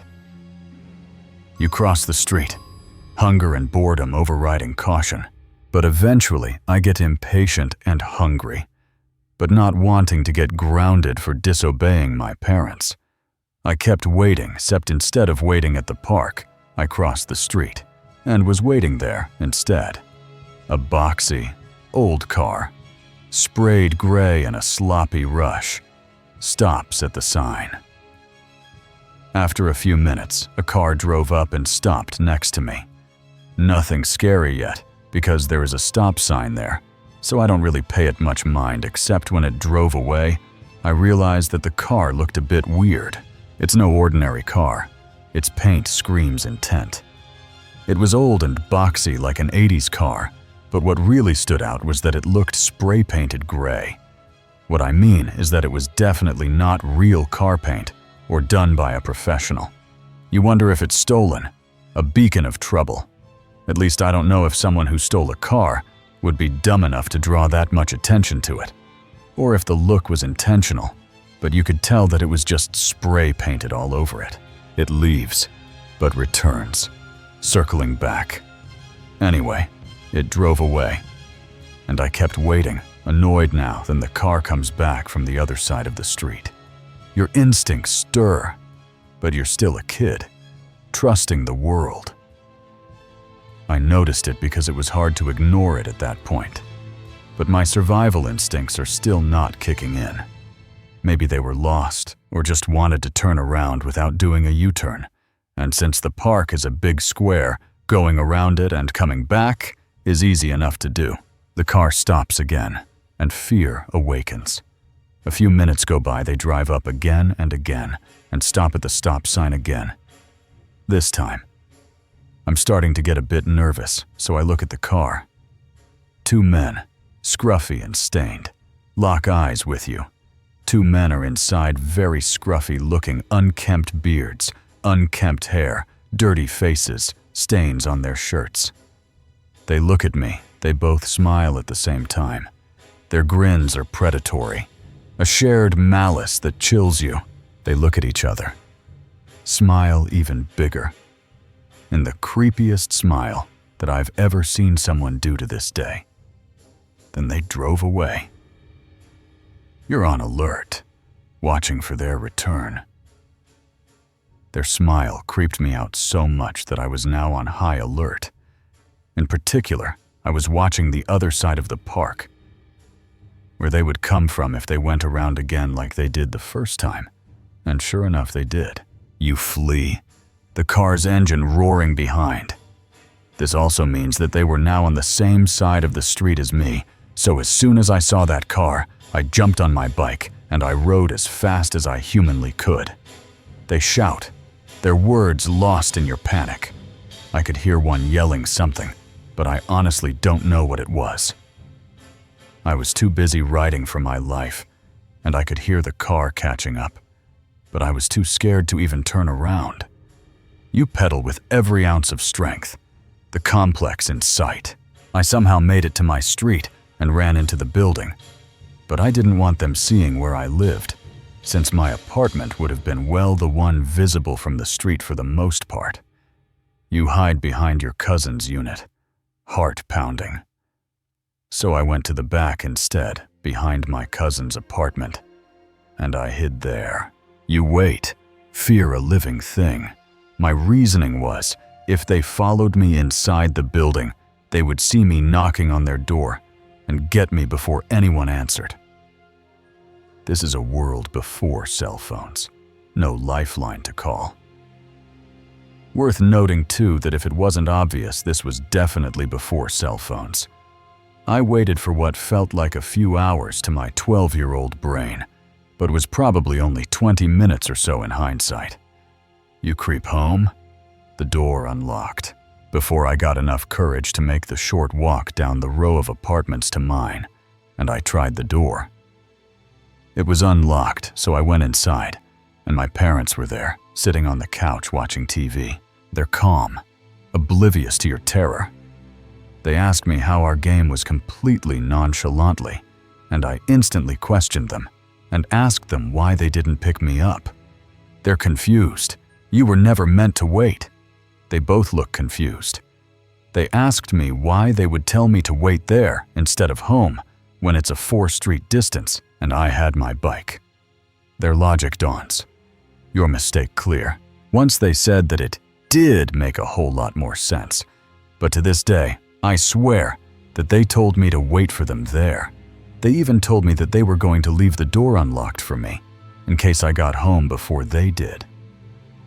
In my excitement of the game, I must have just completely misheard them or something. You keep silent, guarding your freedom. I simply went to my room after that, never telling them about any of it. Because as a dumb kid, I knew that if I said something that they wouldn't let me play soccer anymore, and that was clearly more important than my physical well-being at that stage. The men, the car, they never return. But the fear does. I never did see those guys. Or that car. Ever again, I look back on it now. And it doesn't matter how fast I was pedaling my bike. I mean, they were in a car they should have, and could have caught up if they wanted to.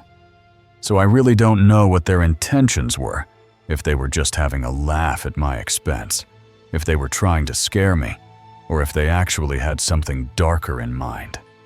But I do think back on that day now and then, and get chills every time that I realized just how much different my life would be right now if they had actually caught up to me. Cece's vigilance haunts you. Listen to the world. For a child's trust can lead to danger's edge. The trap in the city, in the neon pulse of a city night. A single swipe can lead to salvation, or a snare. Jaden, a young man navigating the urban sprawl, thrived on the freedom of his late-night delivery runs. His rural home felt worlds away, the city's energy a siren call for connection. He was open to new experiences, his heart bold but unguarded. But some invitations hide a predator's intent. After a long shift delivering food, Jaden turned to a dating app, hoping for a spark in the city's glow. The app buzzed with potential, its profiles a mosaic of strangers. Jaden swiped, his optimism undimmed by earlier misses. A match came quickly, a profile with a vague photo and a message. "Come chill, I'm bored. We can go with the flow." The sender shared an address in a gritty Pittsburgh neighborhood, their tone direct, almost urgent. Jaden hesitated, the forwardness jarring, but curiosity won. He texted, confirming they were awake, and received a reply. "Yeah, come talk and chill." The drive was a blur, the city's lights fading into darker streets. Jaden's gut churned, a whisper of unease he ignored. He arrived, circling the block, noting a car idling out front, its driver unmoving. The building loomed, a squat complex with peeling paint, its windows dark. Jaden parked nearby, knife tucked discreetly at his side, his instincts on edge. He approached, heart pounding, mentally braced for anything. The idling car, a silent warning. A man opened the door, his face unfamiliar, his demeanor cold. He directed Jaden to a side apartment but stood between him and the exit. Jaden knocked on the apartment door, and a woman answered, saying she needed more time, shutting him out. Alone in the hall, Jaden heard voices, low, urgent, masked by music. His blood ran cold, the air thick with threat. He turned, walking out, his steps quick. Sensing eyes on his back, the city swallowed him, but the trap's shadow followed. Jaden's escape was only the beginning. His instincts had saved him, but the city held secrets he'd yet to uncover. Jaden's car was his lifeline. The city's streets a maze of danger. The men from the building trailed him, their figures looming in his rearview mirror. He drove forward, spotting a no-outlet sign, then saw his path blocked by an idling car. Panic surged, but Jaden's instincts kicked in. He swerved onto a side street, weaving through traffic, his heart racing. At a red light, the man from the idling car stared, his gaze predatory. But Jaden lost him among early morning trucks, safe in familiar territory. Jaden's mind replayed the night. The woman's rushed dismissal, the men's hushed voices. It was a setup, meticulously planned. He realized the danger he'd escaped, his intuition a shield against an unseen threat. Jaden dug deeper, searching online for clues about the address. Forums whispered of scams in that neighborhood, lures through dating apps, leading to robberies or worse. The building was a hub, its tenants part of a network preying on the unwary.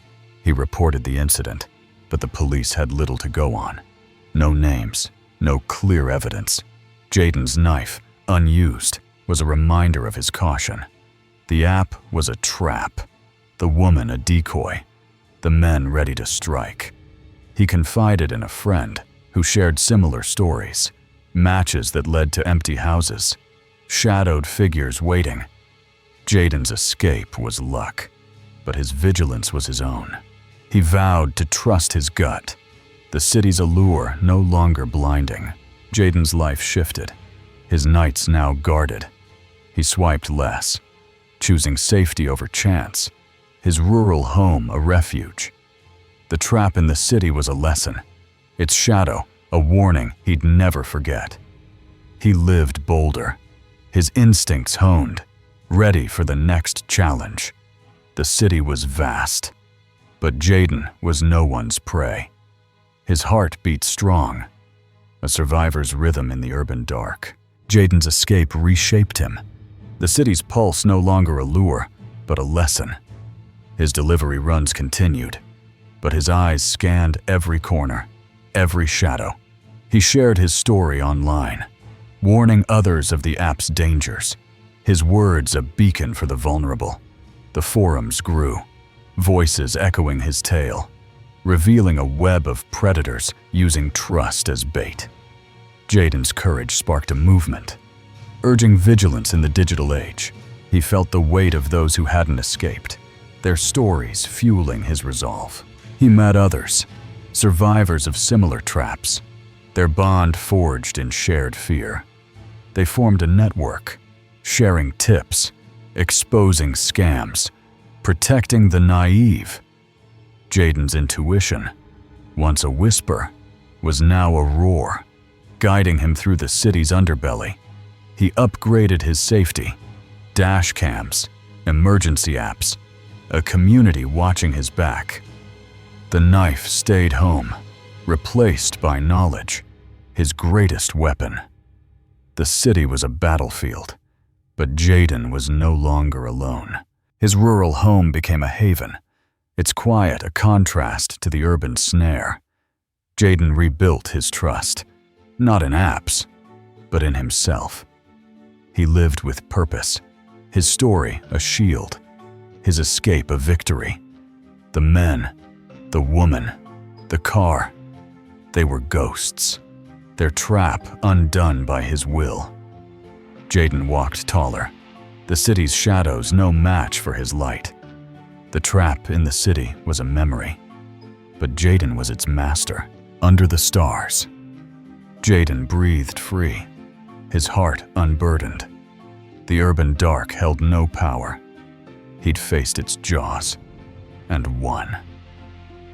The survivor's path was his, etched in instinct and defiance.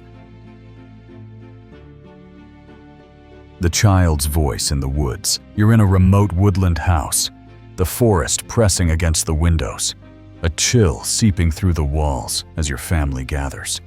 This experience gave my whole family chills, and quite honestly, we're looking for a rational explanation for it.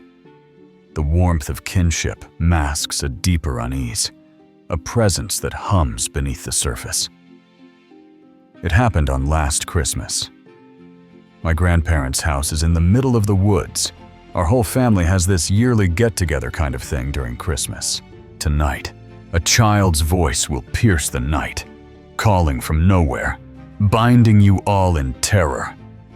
And we were preparing dinner, and my aunt was taking a nap at that time when she started screaming, twitching, and woke up in a cold sweat. Something in these woods wants to be heard, and it won't let you rest until it is. The house is an island, surrounded by endless trees. She started mumbling nonsense about seeing visions of mangled toddlers creepily smiling and walking towards her. Your aunt's nightmare sets the tone. Her visions of twisted, grinning children a harbinger. We thought that she went crazy until it was about bedtime. The forest isolates you. No neighbors. No lights beyond the pines. My grandfather's house is also in the middle of nowhere between the woods, which means that we don't have any neighbors close by either. Dinner fills the air with chatter, but her screams linger, a crack in the family's warmth. My grandfather crawled into his bed to go to sleep when he started suddenly hearing a toddler's voice saying "Mama" over and over again. The voice grows, a child's plea in the dark. According to him, the voice started to progress and got louder. There were no kids in our house, mind you. Your grandfather, in the far left of the house, hears it first. A toddler calling, "Mama!" Insistent. Impossible. My cousin, who was scrolling his phone while sitting on the toilet, started to hear the same sound around the same time that my grandfather heard it. Your cousin, in the bathroom on the far right, hears it too. The same voice, from a different direction. The toilet is at the far right of the house. Grandfather's room is at the far left. So really, there's just no way that both of them could have been hearing the voice from different directions at the same time. The house, a sprawling relic. Can't explain this, the woods hold the answer. It spreads. A chorus of the unseen. My mother and myself were sharing a bed that day, and she woke up to the voice of a toddler giggling and saying, Your mother stirs beside you, her face pale as she hears a child's giggle. "Mama!" echoing softly. Our dog, an 8-month-old lab, was barking and growling crazily. That night it just was really unlike him. That furry dude is friendly with anyone and everything. The dog, a joyful pup, snarls at the air, its hackles raised. But the same thing happened to my uncle, father, dad, and grandfather, and all of them woke up to the sounds of a supposedly cursed toddler. Every corner of the house reports the same. A toddler's voice, from the forest, from nowhere. You search, but the woods keep their secret. The weirdest part being them hearing the sound from different parts of the woods though. Now I'm a terrific sleeper, and I was oblivious to the situation until my cousin yeeted me out of my sleep. Your cousin wakes you, panic in his eyes, and you join the hunt. We all grabbed a bunch of flashlights and searched all around the area, but we didn't find anything. Flashlights pierce the dark, but the forest yields nothing.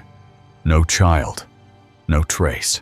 It resulted in a midnight family meeting with my grandmother, claiming that it was her deceased son who died as a toddler, coming to see my uncle, claiming that it was the work of a thief. My aunt too, saying that it was her deceased baby brother, showing his rage as we forgot to light a candle on his grave last year. Theories fly.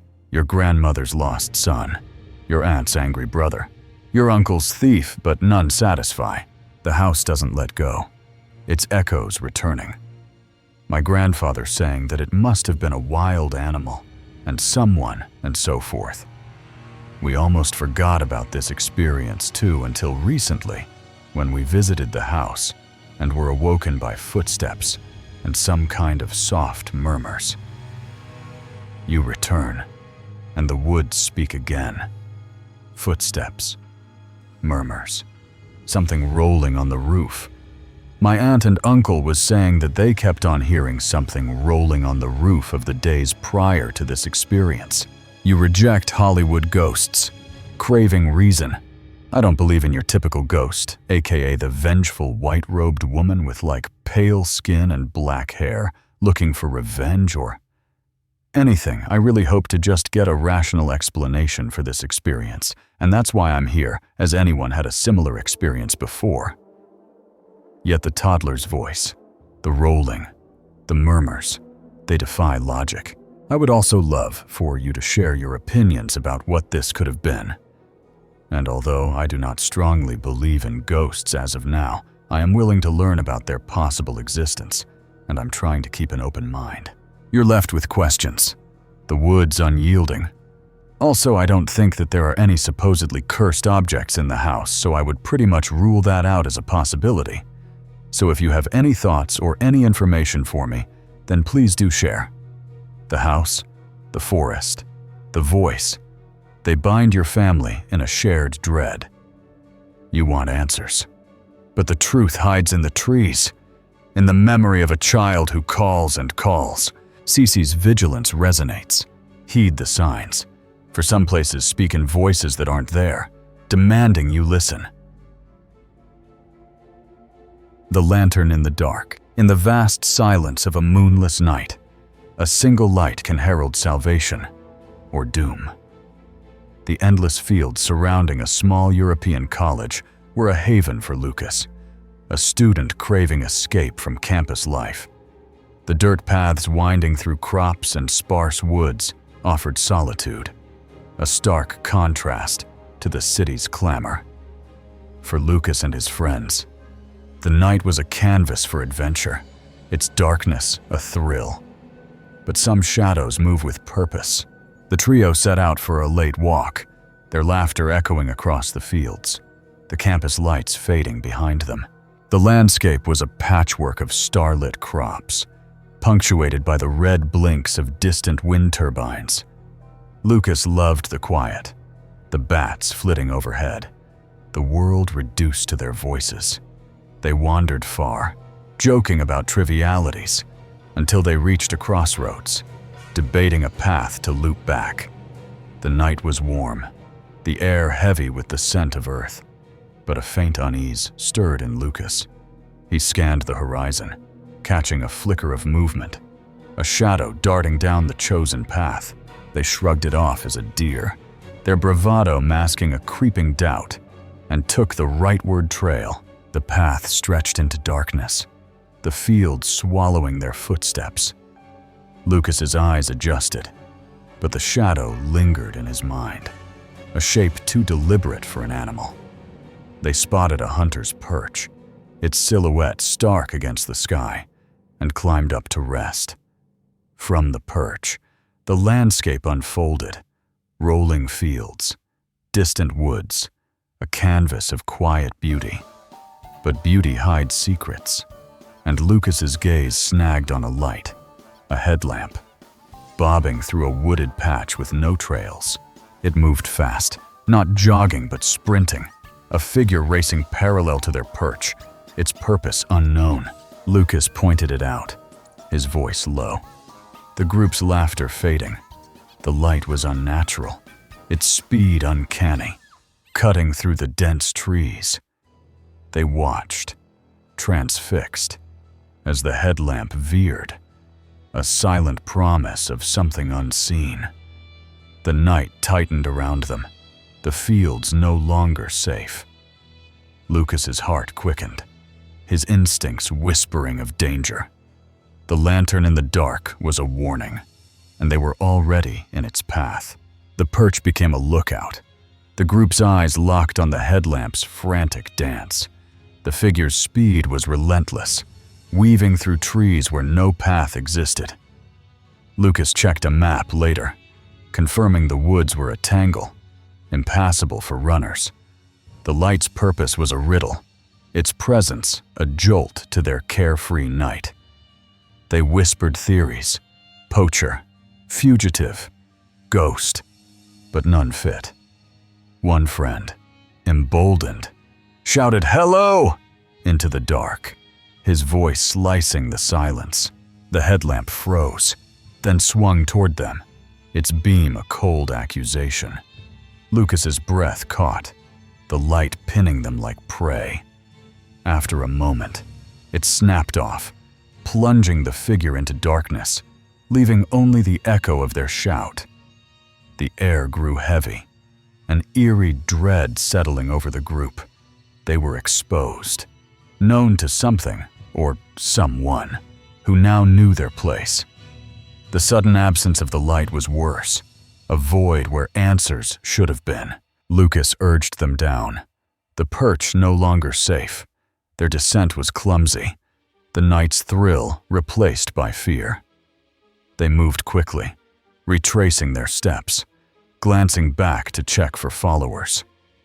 Lucas swore he saw a shadow flicker on the path behind, a fleeting shape that vanished when he blinked.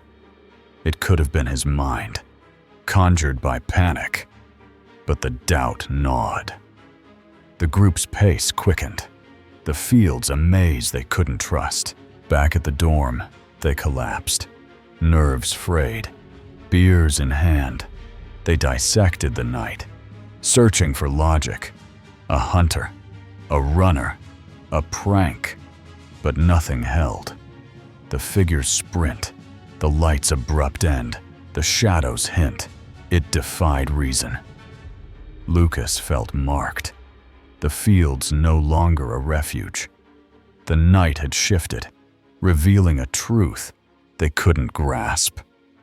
The lantern in the dark was a mystery, its glow a question they'd never answer. Lucas's world tilted, the fields now a place of secrets. He avoided the path, but the memory of the headlamp haunted him. They shared the tale with dorm mates, who offered theories, smugglers, cultists, lone eccentrics, but none eased the unease. Lucas dug deeper, scouring local lore for clues. Old forums mentioned odd lights in the fields, whispers of nighttime gatherings, never explained. He learned of a smuggling ring, using the woods as cover, their routes hidden in the dark. The group vowed to stay clear, but Lucas's curiosity burned. He mapped the area, noting the woods' isolation, perfect for clandestine acts. They'd stumbled into something, the runner, a sentinel, or a scout. He confided in a professor, who hinted at local history, fields used for illicit trade, guarded by silent watchers. Lucas felt the weight of their intrusion, their shout a spark in a tinderbox. The shadow on the path was no hallucination. It was a warning, a sign they'd been seen. They returned once, by day, to the perch, finding nothing but trampled grass near the woods. A discarded lighter, half buried, hinted at human presence. Lucas kept it, a relic of the night, proof they hadn't imagined it. The group grew closer, their bond forged in shared fear, their walks confined to safer paths. Lucas's instincts sharpened, his senses tuned to the world's hidden edges. The fields were alive, their secrets guarded by the lantern's glow. Lucas lived with the mystery, its chill a reminder of survival. The night was vast, but he was no longer naive. The lantern in the dark was a lesson, its shadow a guide. He walked forward, the fields his teacher, his courage unbroken. The dark held no answers, but Lucas held his own light. The runner was gone, but Lucas was still here. Lucas's life carried the mark of that night, the fields a canvas of lessons. He graduated, but the memory of the headlamp lingered, a spark in his mind. They never returned to that path, the woods a forbidden zone, their story a dorm legend. Lucas shared it online, connecting with others who'd seen strange lights, their tales echoing his own. The fields were a crossroads, a place where the ordinary met the unknown. He kept the lighter, a talisman of the night, its weight a reminder of his escape. He pursued answers, studying local crime, uncovering whispers of a network using the fields for smuggling. The runner was likely a lookout, his sprint a signal to others. Lucas felt the thrill of truth. The lantern a key to a hidden world. He wrote of it, his words a warning to wanderers, urging caution in the dark. His friends, now scattered, stayed close, their bond a shield against the unknown. The fields had tested them, and they'd emerged stronger. Lucas's nights were his own, the fields a memory he honored. He walked new paths, his instincts a compass, his courage a flame. The lantern in the dark was a mystery, but Lucas was its keeper. The world was vast, its secrets many, but he was ready. The runner's light had faded, but Lucas's burned bright. The shadow of the night was gone, and Lucas was its victor. Under the stars, Lucas stood, his heart steady. The fields had spoken, and he had listened. The lantern's glow was a story, and Lucas was its teller. The vanishing lights. The air was thick with the scent of damp grass as Clara and her sister, Elise, collapsed onto the garden chairs, exhausted from their evening walk. A faint breeze rustled the leaves, but the sky above was unnaturally still. No stars, no moon, just an endless void. Clara's eyes darted to the horizon, searching for something to anchor her in the oppressive darkness. Then, out of nowhere, a pulse of light flickered at the edge of her vision. She froze, heart thudding, unsure if it was real. Elise's voice cut through the silence, sharp and urgent. "Did you see that?" Clara nodded, her pulse quickening. Another flash erupted, brighter this time, like a camera bulb popping in the distance. The sisters locked eyes, their casual chatter forgotten. The garden felt smaller now, the shadows deeper. Clara's skin prickled as she scanned the sky, waiting.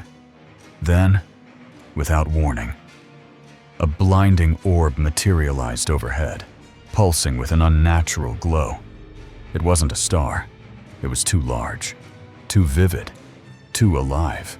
And then it vanished, leaving only the echo of its light burned into their retinas. The void returned, but only for a moment. The orb reappeared, inches away from its original spot, as if it had never left. Clara's breath caught in her throat as it flickered again, darting across the sky in jagged bursts. It moved halfway across the entire sky in about 5 seconds, a streak of impossible speed that defied everything she knew about the world. Elise grabbed her arm, her nails digging into Clara's skin. "What is that?" she whispered, her voice trembling. Clara didn't answer. She couldn't. The light was playing with them, taunting them, and the garden no longer felt like home. Clara fumbled for her phone, hands shaking as she tried to record the phenomenon. The screen glowed faintly, but the footage was a mess. Grainy, unfocused, useless. The videos weren't that good. "I do have them though, and so I have some proof of it." Elise bolted toward the house, her footsteps crunching on the gravel. Moments later, she returned with their mother, Diane, and their younger sister, Mia. Diane squinted at the sky, unimpressed. "It just looks like a regular star," she muttered, crossing her arms. Clara wanted to scream. How could she not see it? The light pulsed again, mocking their disbelief. But Diane turned and shuffled back inside, muttering about overactive imaginations. Elise's face was pale, her eyes wide with something Clara hadn't seen before. Fear, raw and unfiltered. The sisters stood frozen as the shooting light came back.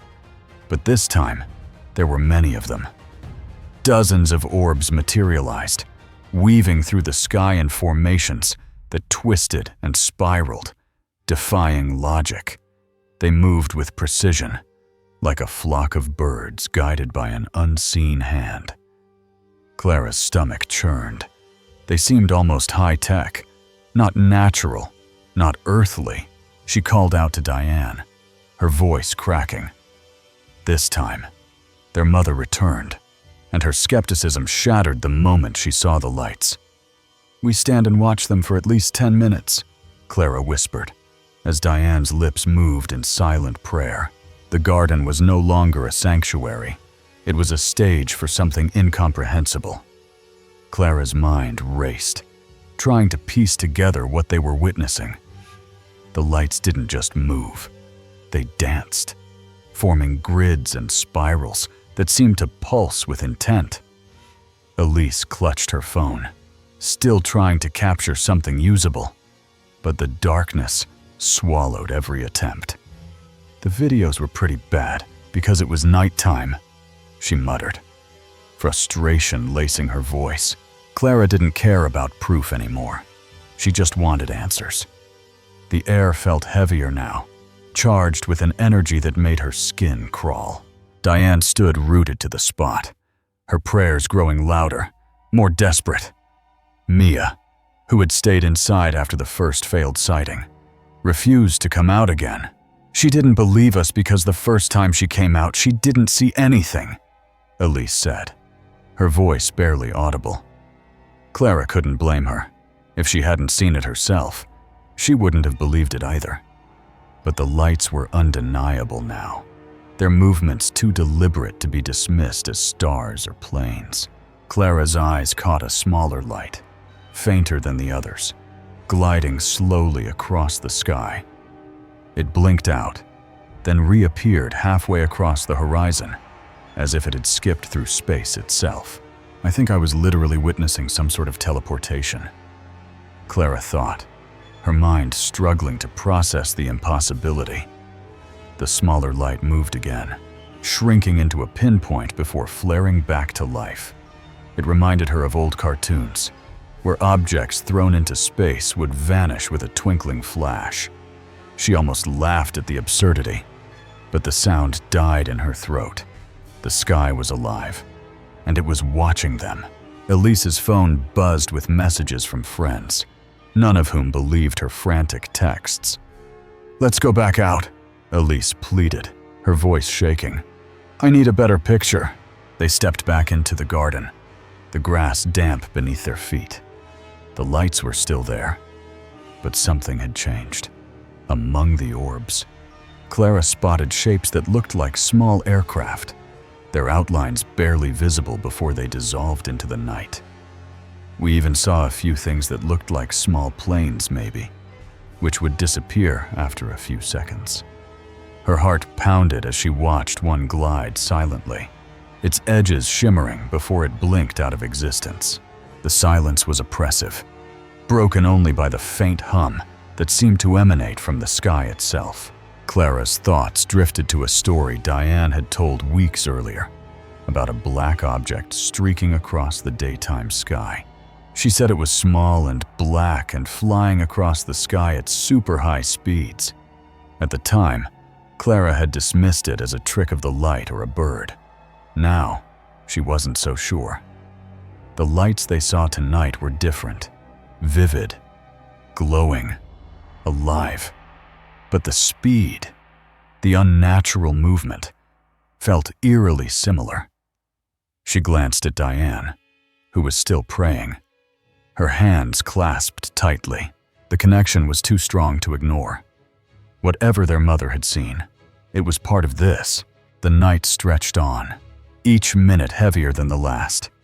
The lights began to move in unison, forming a massive square that spanned the horizon. Clara's breath hitched. Multiple lights moved at the same speed, and they were making a large square formation. It was too perfect, too calculated. She forced a laugh, trying to break the tension. "What if it's one big mothership?" she joked. Elise's eyes widened, and she bolted back to the house, her phone clattering to the ground. Clara wanted to follow, but her feet wouldn't move. The square pulsed once, twice, then dissolved into a chaotic swarm of lights that scattered across the sky. Inside, the family huddled together, their fear palpable. Elise begged Clara to stay in her room until their father returned from work. My sister even asked me to stay in her room until our dad came home from work." Clara agreed, but her mind was still outside, replaying the lights, the formations, the teleportation. She thought of the videos, blurry and useless, and the disbelief from Elise's friends. My sister starts texting her friends, but they don't believe her. It didn't matter. They had seen it. Diane had seen it. This wasn't a trick or a dream. It was real. As the hours passed, Clara's thoughts grew darker. What if the lights weren't just passing through? What if they were searching for something or someone? The memory of Diane's story gnawed at her. She claims that the flying lights that we saw today look like what she saw, but she saw a black thing while we saw lights. The discrepancy chilled her. Were they dealing with one phenomenon or two? She stared out the window, half expecting the lights to return. The sky was empty now, but the silence felt like a lie. Clara knew she'd never look at the night sky the same way again. The garden, once a place of peace, was now a reminder of the unknown. She thought of the light's final act, the way they shrank and blinked, like they were folding into another dimension. When they disappeared, they'd sort of shrink and blink or shine. It wasn't just movement. It was a performance, a message she couldn't decipher. She closed her eyes, but the after-image of the lights lingered, burned into her mind. The next morning, the family avoided talking about it, as if silence could erase what they'd seen. But Clara couldn't let it go. She scoured the internet for similar stories, finding scattered accounts of vanishing lights and strange formations. None matched the intensity of their experience, but they were enough to make her wonder. What had they witnessed? And why did it feel like the lights had chosen them? The Pale Watcher. In the heart of a shadowed forest, a single glance can unravel your reality. Elias, a seasoned photographer with a passion for capturing the cosmos, found solace in the mountain's embrace. His camera was his companion, the night sky his canvas, each star a story waiting to be told. The rugged peaks near his home were his sanctuary, a place where logic held sway. But some truths lurk beyond reason's reach. Elias packed his gear, eager to chase the Milky Way, the promise of clear skies driving him into the night. The road to the mountains was a winding ribbon, flanked by dense pines that swallowed the moonlight. Elias drove with care, wary of nocturnal creatures, his headlights carving a path through the dark. He aimed for a remote ridge, a spot known for its unobstructed views.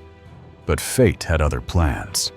Clouds rolled in, veiling the stars, forcing him to seek another vantage point.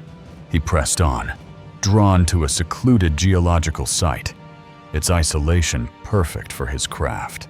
Police lights flashed ahead, blocking the trail, their presence jarring in the wilderness. Officers questioned his intent, their voices sharp, explaining the site was closed due to an incident. Elias, frustrated but compliant, turned back, his night's work undone. He drove slowly, the forest oppressive, its silence a weight on his chest. A clearing emerged, and his headlights caught something, a figure, impossibly tall, standing at the road's edge. His breath hitched, his body screaming danger. It was over 2 meters, gaunt and pale, its skin gleaming like bone, streaked with dark stains, its eyes locked on his. Elias froze, the figure's gaze a primal force, stirring a fear he'd never known. It stood motionless, arms crossed, fingers dangling like claws, its presence a violation of the natural world. He floored the gas, tears streaming, the forest blurring as he fled, the creature's stare burning in his mind. The road stretched endlessly, each curve a test of his nerve. He was no stranger to the wild, but this was something else, something wrong. The Pale Watcher was no illusion, and Elias was its witness. Elias's car roared through the forest. The Pale Watcher's image seared into his soul. His hands shook, tears blurring his vision. The rational world he clung to fracturing. He kept glancing in the rearview mirror, half expecting those eyes to follow, their intensity a chain around his heart. The lake's edge appeared, a lifeline, and he pulled over, gasping, clinging to the steering wheel like an anchor. His mind raced. Accident victim, hallucination, monster. But no answer fit. He called the police, his voice unsteady, insisting he was sober, describing the creature with a clarity that chilled him. The officers listened, their tone serious, asking for precise coordinates. Elias knew the area intimately, his photographer's eye mapping every trail. He gave them the GPS location, his fear exploding as he relived the encounter.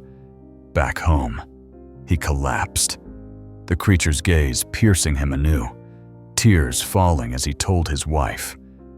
She held him, her warmth a fragile shield against the terror. Police arrived, their faces grim, taking detailed notes, treating his story with an urgency that unnerved him. Elias learned of a tragedy in the area, a crash, lives lost, a car found abandoned nearby. The details were vague, but the police urged him not to return alone. He hated himself for fleeing, for letting fear override duty. But his instincts had screamed to escape. The creature wasn't human. It couldn't be. Its form, its stillness, defied logic. A specter from a realm he didn't believe in. He questioned his sanity, his Cartesian mind crumbling under the weight of the unknown. The forest called him back, its beauty now tainted. Elias needed answers, not just for himself, but for the truth he'd glimpsed. The Pale Watcher was a riddle, its presence a challenge to everything he knew. Elias's life was haunted, the Pale Watcher a specter in his thoughts. He returned to the mountains by day, camera in hand, seeking normalcy. But the forest felt alive, watching. He scoured local archives, finding whispers of strange sightings, tall figures, pale and silent, tied to the region's lore. Tales spoke of a guardian, born from ancient rites, bound to the land's tragedies. Elias, once a skeptic, couldn't dismiss it. The creature was real. He revisited the clearing, heart pounding, finding no trace but a faint stain on the earth, like dried blood. He connected with locals, hunters who spoke of odd tracks, too large for any beast. A ranger hinted at a cover-up, incidents buried to protect tourism. Elias's fear mingled with guilt.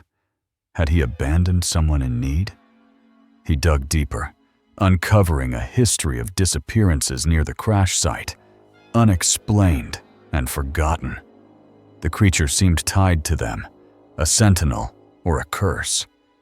He felt its eyes, even in dreams, their weight a call to confront the unknown.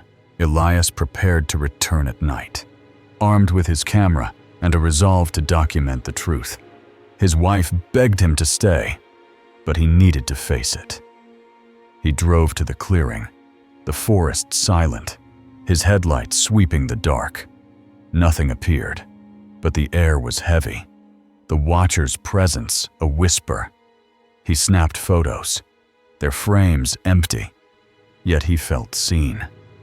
The Pale Watcher was there, unseen but undeniable, its purpose a mystery. Elias's quest reshaped him, his rationality tempered by wonder. The forest was a teacher, its lessons carved in fear. He'd faced the Watcher and lived, his courage a light in the dark.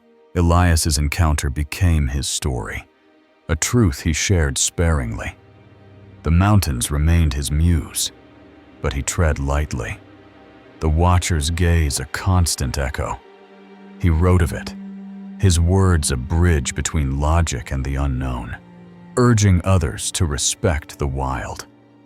The forest held secrets, and Elias was its keeper. He found peace in the uncertainty, his fear a spark that fueled his art. The pale watcher was a memory, its eyes a reminder of his survival. He connected with others who'd seen it, their tales mirroring his, a tall, pale figure, silent but piercing. They formed a quiet community, bound by the unexplainable.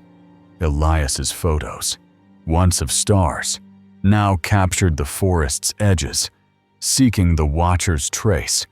The police never shared more, but rumors grew. A cult, a lost soul, a guardian of the land. Elias didn't need answers. He needed to live with the question. He returned often, day and night. The forest his ally, its darkness no longer a threat. His family stood by him, their love a shield against doubt. Elias taught his children to listen to the wild, to trust their instincts. The watcher had changed him, forging strength from terror, wisdom from fear. He lived fully, his camera a tool to honor the unknown. The mountains were his home, their secrets his legacy. The pale watcher was gone. But Elias carried its lesson, a light against the dark, under the stars. Elias stood, his heart steady.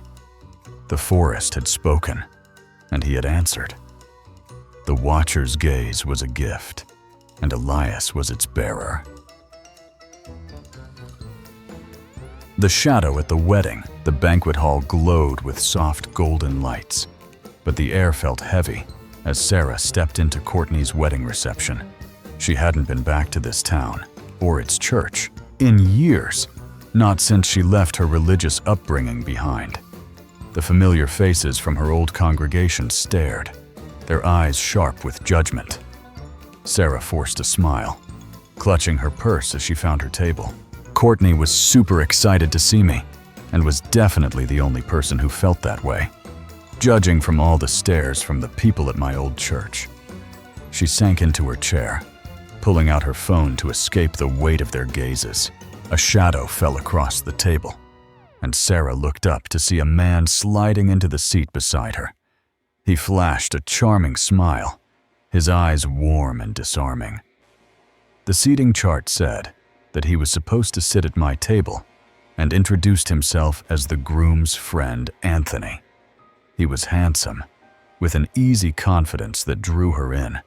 He didn't seem to judge me for being an atheist, and seemed genuinely interested in me. They talked for hours, laughing over shared stories, and for the first time that night, Sarah felt at ease. The room faded away, and it was just them. The music shifted, and the dance floor came alive with the opening chords of a lively song. They started playing Brown-Eyed Girl, and he offered to dance with me. Sarah hesitated, but Anthony's grin was infectious. We danced together for most of the night, their steps syncing effortlessly as the crowd swirled around them.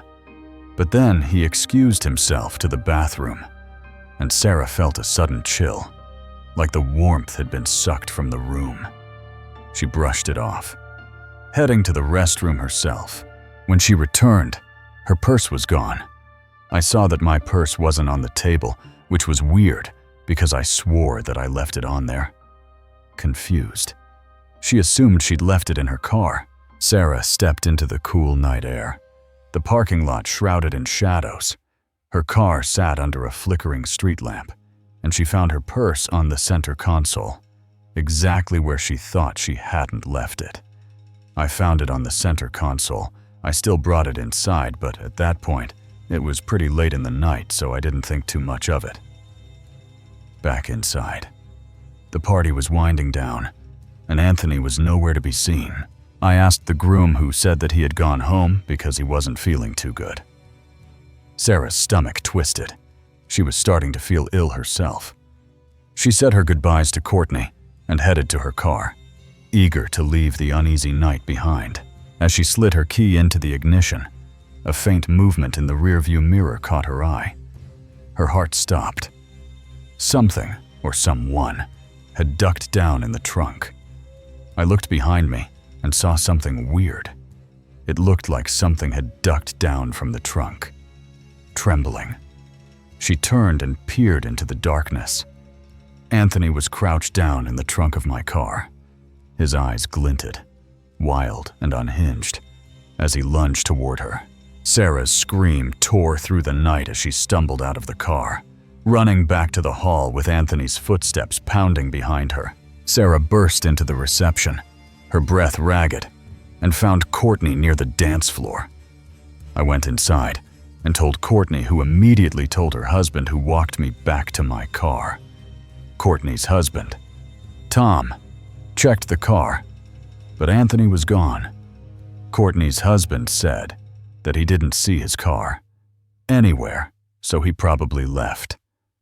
Sarah drove home, her hands shaking on the wheel. I still feel sick to my stomach thinking about it. He could have easily gone home with me and killed me if I hadn't have looked back. Courtney called later, devastated. Courtney said that she feels terrible that she invited him, and that she had no idea that he would do that. Sarah tried to reassure her, but the fear lingered, a weight she couldn't shake. The next day, Sarah's world unraveled further. She found a note tucked under her windshield wiper at work. "I'm watching." Her blood ran cold. "He left me a note on my windshield that just says I'm watching." She reported it to security, who confirmed they'd seen a man matching Anthony's description lurking in the parking lot before he fled. Anthony showed up at my job and was lurking around the parking lot before he ran off when he saw security. Worse, she learned he'd taken photos of her ID during the reception. My address was on my ID, and as I learned now, Anthony took photos of it. Her home was no longer safe. Sarah packed a bag and moved to her aunt's house, her nerves frayed. I'm staying at my aunt's house as I speak. She couldn't step outside without scanning the shadows, half expecting Anthony's face to appear. I haven't stepped out of my house since because I'm worried that if I do that, he'll be waiting for me, like he was before. Courtney revealed that Anthony wasn't even close to the groom, just a casual acquaintance. Anthony and the groom aren't exactly friends, but they know each other well enough for him to be invited. Tom tried texting him, but the groom tried to text Anthony about it but got no response. The horror deepened when Sarah heard from other guests.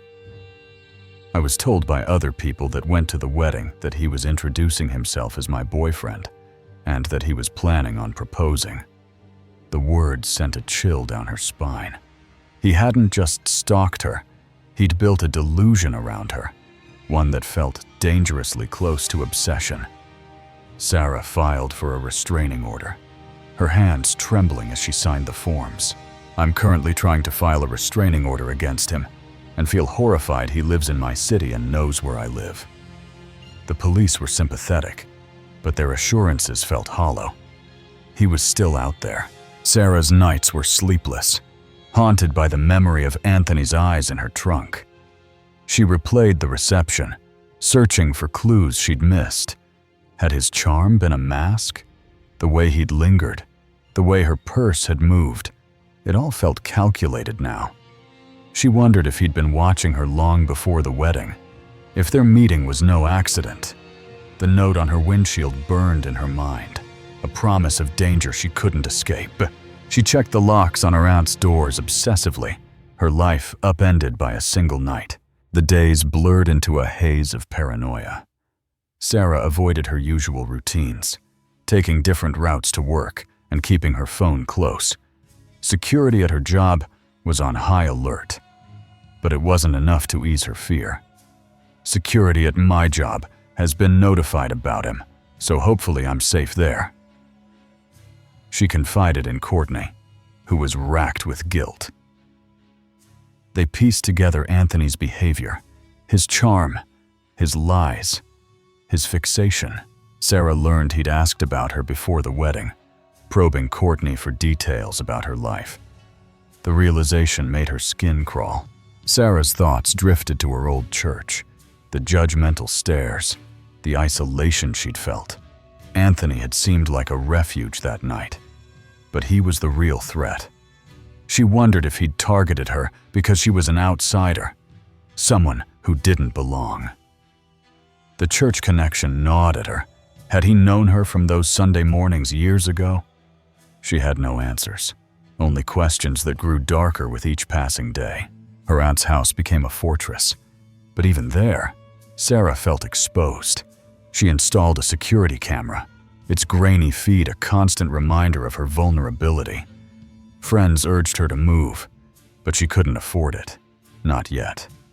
The restraining order was still pending, tangled in bureaucracy. If anything else happens, I'll be sure to let you guys know, she thought, clinging to the hope that sharing her story might protect her. But the note's words echoed. I'm watching.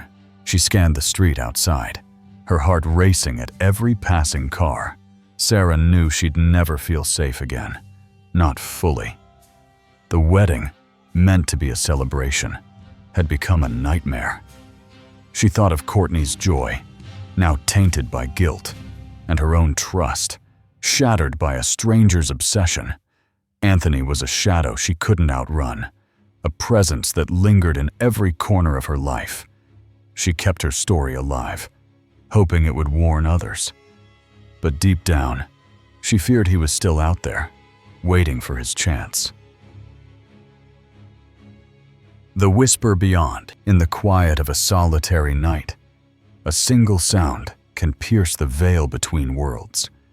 Mara's cozy home was her haven, a place where she thrived in solitude, her routines a shield against the chaos of the world. Alone for the first time in ages. She felt the house's stillness, its walls holding secrets she hadn't yet noticed. The night was hers, a canvas of calm. But calm can hide menace. Some voices don't belong to the living. Mara was on the phone, chatting lightly, when the call faltered, a raspy female whisper cutting through with unintelligible words. The voice was laced with static, a grating hum that chilled her spine. It wasn't her friend. It was something else, something wrong. She ended the call, her heart racing, the silence of the house now heavy with threat. Mara sat frozen, the phone still warm in her hand, her senses sharpened. The night felt alive, the air thick with an unseen presence. Soon after, a soft tapping echoed outside her door, rhythmic, like someone packing cigarettes, persistent for minutes before fading. She clutched her blanket, the sound too deliberate, too close. No neighbors, no wind could explain it. The house was speaking.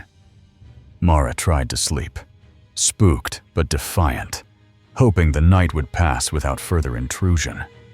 The tapping stopped, but her unease grew, a whisper of danger lingering in the dark.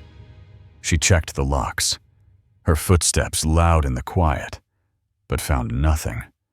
The house was hers, yet it felt shared. A guest she couldn't see stirring within its walls. Mara's courage wavered, but curiosity sparked. The whisper, the tapping, they were clues. A message she couldn't yet read. The night held a secret, and Mara was its unwilling keeper. Mara's sleep was restless, the house a labyrinth of unseen eyes.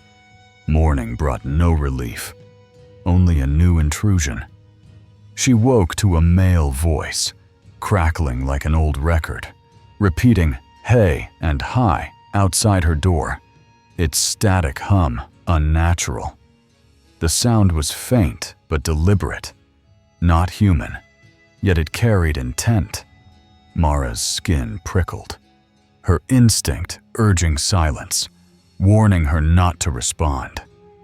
The voice faded, but its echo lingered, a reminder of the night's strangeness. She moved through the house, every creak a threat, every shadow a question. The tapping, the whisper, the voice, they were connected, a pattern she couldn't ignore. Mara checked her phone, finding no record of the hijacked call, its absence chilling her. She searched for answers, recalling old stories from her grandmother, tales of spirits trapped in places, their voices reaching out. The house was old, its history a blank slate, but Mara sensed its past stirring. She felt the presence, not malevolent, but desperate, as if it needed her to listen. Small signs followed, keys misplaced, curtains swaying with no breeze, always near the door. Mara spoke aloud, testing the air, asking who was there. The house answered with silence, but the static hum returned, faint, like a radio tuning itself. She researched, finding forums on spectral voices, accounts of entities using sound to communicate. One theory stood out, a spirit bound by grief, its voice a plea for release. Mara's fear softened, her curiosity growing. The whisper beyond was a call, not a curse. She decided to engage, to uncover the truth. The house was a puzzle, and Mara was its solver. The voices were her guide, and she would follow their trail. Mara's home became a stage, the voices its actors. She felt the entity's presence, a weight that shifted with her mood. She gathered candles, salt, and a notebook, ready to listen, to answer the whisper beyond. The house responded, its air humming, the static growing sharper near the door. Mara found a hidden panel, revealing old letters, faded, written by a woman named Clara, lost to tragedy. The words spoke of sorrow, a life cut short, a plea to be remembered. Clara's story unfolded, a mother, alone, her voice silenced by fate, bound to the house. Mara felt her pain, the tapping a rhythm of grief, the whispers her cry. She lit the candles, speaking Clara's name, inviting her to share her truth. The static surged, a female voice forming words, fractured, but clear. "Hear me." Mara's heart raced, her fear tempered by empathy. The male voice joined, softer, repeating, "Help," a chorus of the lost. Mara performed a ritual, guided by instinct, offering Clara's story to the light. The house trembled, the voices rising, then fading to silence. The air cleared, the tapping gone, the static a memory. Mara felt lighter, the house hers again. She kept Clara's letters, a testament to their connection. The whisper beyond was free, its plea answered. Mara's life bloomed, her courage a beacon. She shared her story, not for answers, but for truth. The voices had changed her, forging strength from fear. Mara's home was her own, the whisper beyond a fading echo. She lived with purpose, the house no longer a cage but a canvas. The ritual had worked, Clara's spirit at rest, the static voices silent. Mara honored her, placing a small plaque by the door, a nod to the woman who'd shared her space. Her nights were calm, her solitude a choice, not a burden. The house was quiet, its secrets laid bare. A haven once more. She connected with others, sharing tales of unseen voices, their stories mirroring hers. A community grew, bound by the unexplainable, their courage a light. Mara wrote of Clara, her words a tribute, urging others to listen to the whispers. The house stood firm, its history a gift, its walls warm with memory. Mara's fear was gone, replaced by wonder. Her heart opened to the unknown. The whisper beyond was a lesson, its echo a guide. Mara walked through life, her spirit unbowed. The night was hers, its shadows no threat. She'd faced the voices and found peace, her courage aflame. Under the stars, she stood, her home a sanctuary. The whisper was silent, and Mara was its keeper. The beyond was still, and she was free. The whispering tree. The cemetery gate creaked as Emily followed her mother, Laura, down the gravel path, the air thick with the scent of damp earth and wilted flowers. The sky was overcast, casting a gray pallor over the tombstones. My mom's father died when she was around 18, and ever since I can remember, she frequently visited his grave at the cemetery, decorating it, visiting, and so on. Emily, barely 7, clutched the car door, her heart pounding. I have hated that cemetery. Being there always made me anxious, scared, gave me bad vibes, whatever you want to call it. She refused to step out, her eyes fixed on a gnarled tree looming between the graves and the road. The tree's twisted branches seemed to reach for her, its bark etched with shadows that moved when she was not looking. There's a tree nearby between the graves and the road. Laura knelt by her father's grave, arranging fresh roses, oblivious to Emily's dread. I would always refuse to get out of the car at first, until inevitably being alone sitting in the car got too scary, so I got out. The silence in the car became unbearable. Pressing against her chest, Emily finally stepped onto the path, her sneakers crunching on gravel. Getting out of the car always made the feeling worse, even if I was with my mother. The tree seemed to watch her, its presence a weight she couldn't shake. Emily stood close to Laura, her small hands trembling. The cemetery felt alive, not with the living, but with something else, something that lingered in the air, in the tree's crooked limbs. I couldn't wait to get home. Years passed, but the fear never faded. By 16, Emily still dreaded those visits. This went on for years too, until a few years ago when I was around 16, I believe. On one trip, she stayed in the car, her anxiety spiking as Laura tended the grave. When Laura returned, her face was thoughtful. My mom told me a story that literally made my jaw drop. She began to speak, her voice low, unraveling a memory that changed everything. "You've never liked being here," Laura said, her eyes distant. "You know you've never liked being here, and ever since the first time me and your dad brought you as a baby. It's always been like that." Emily leaned forward, her breath shallow. "My mom and dad took me to the cemetery to visit my grandpa's grave. As a baby, barely able to sit up. Emily had been placed on a blanket near the grave, giggling under the summer sun. I was sitting in the grass, happy and all. Laura and her husband, Mark, kept an eye on her, but their attention drifted. Then, without warning, Emily's laughter turned to terror.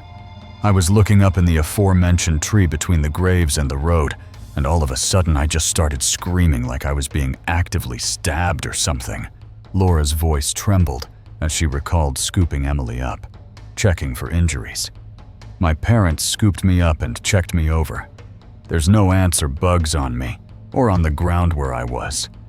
There was nothing, no insects, no thorns, no explanation.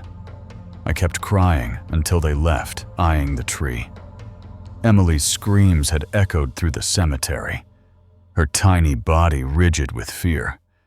I don't remember what I saw in the tree, obviously, or I would describe it, but whatever it was, it scarred me or something. Laura's story ended, but the weight of it settled over Emily like a shroud. After she finished, it made much more sense to me why I never liked that place, and was also just so anxious to be there.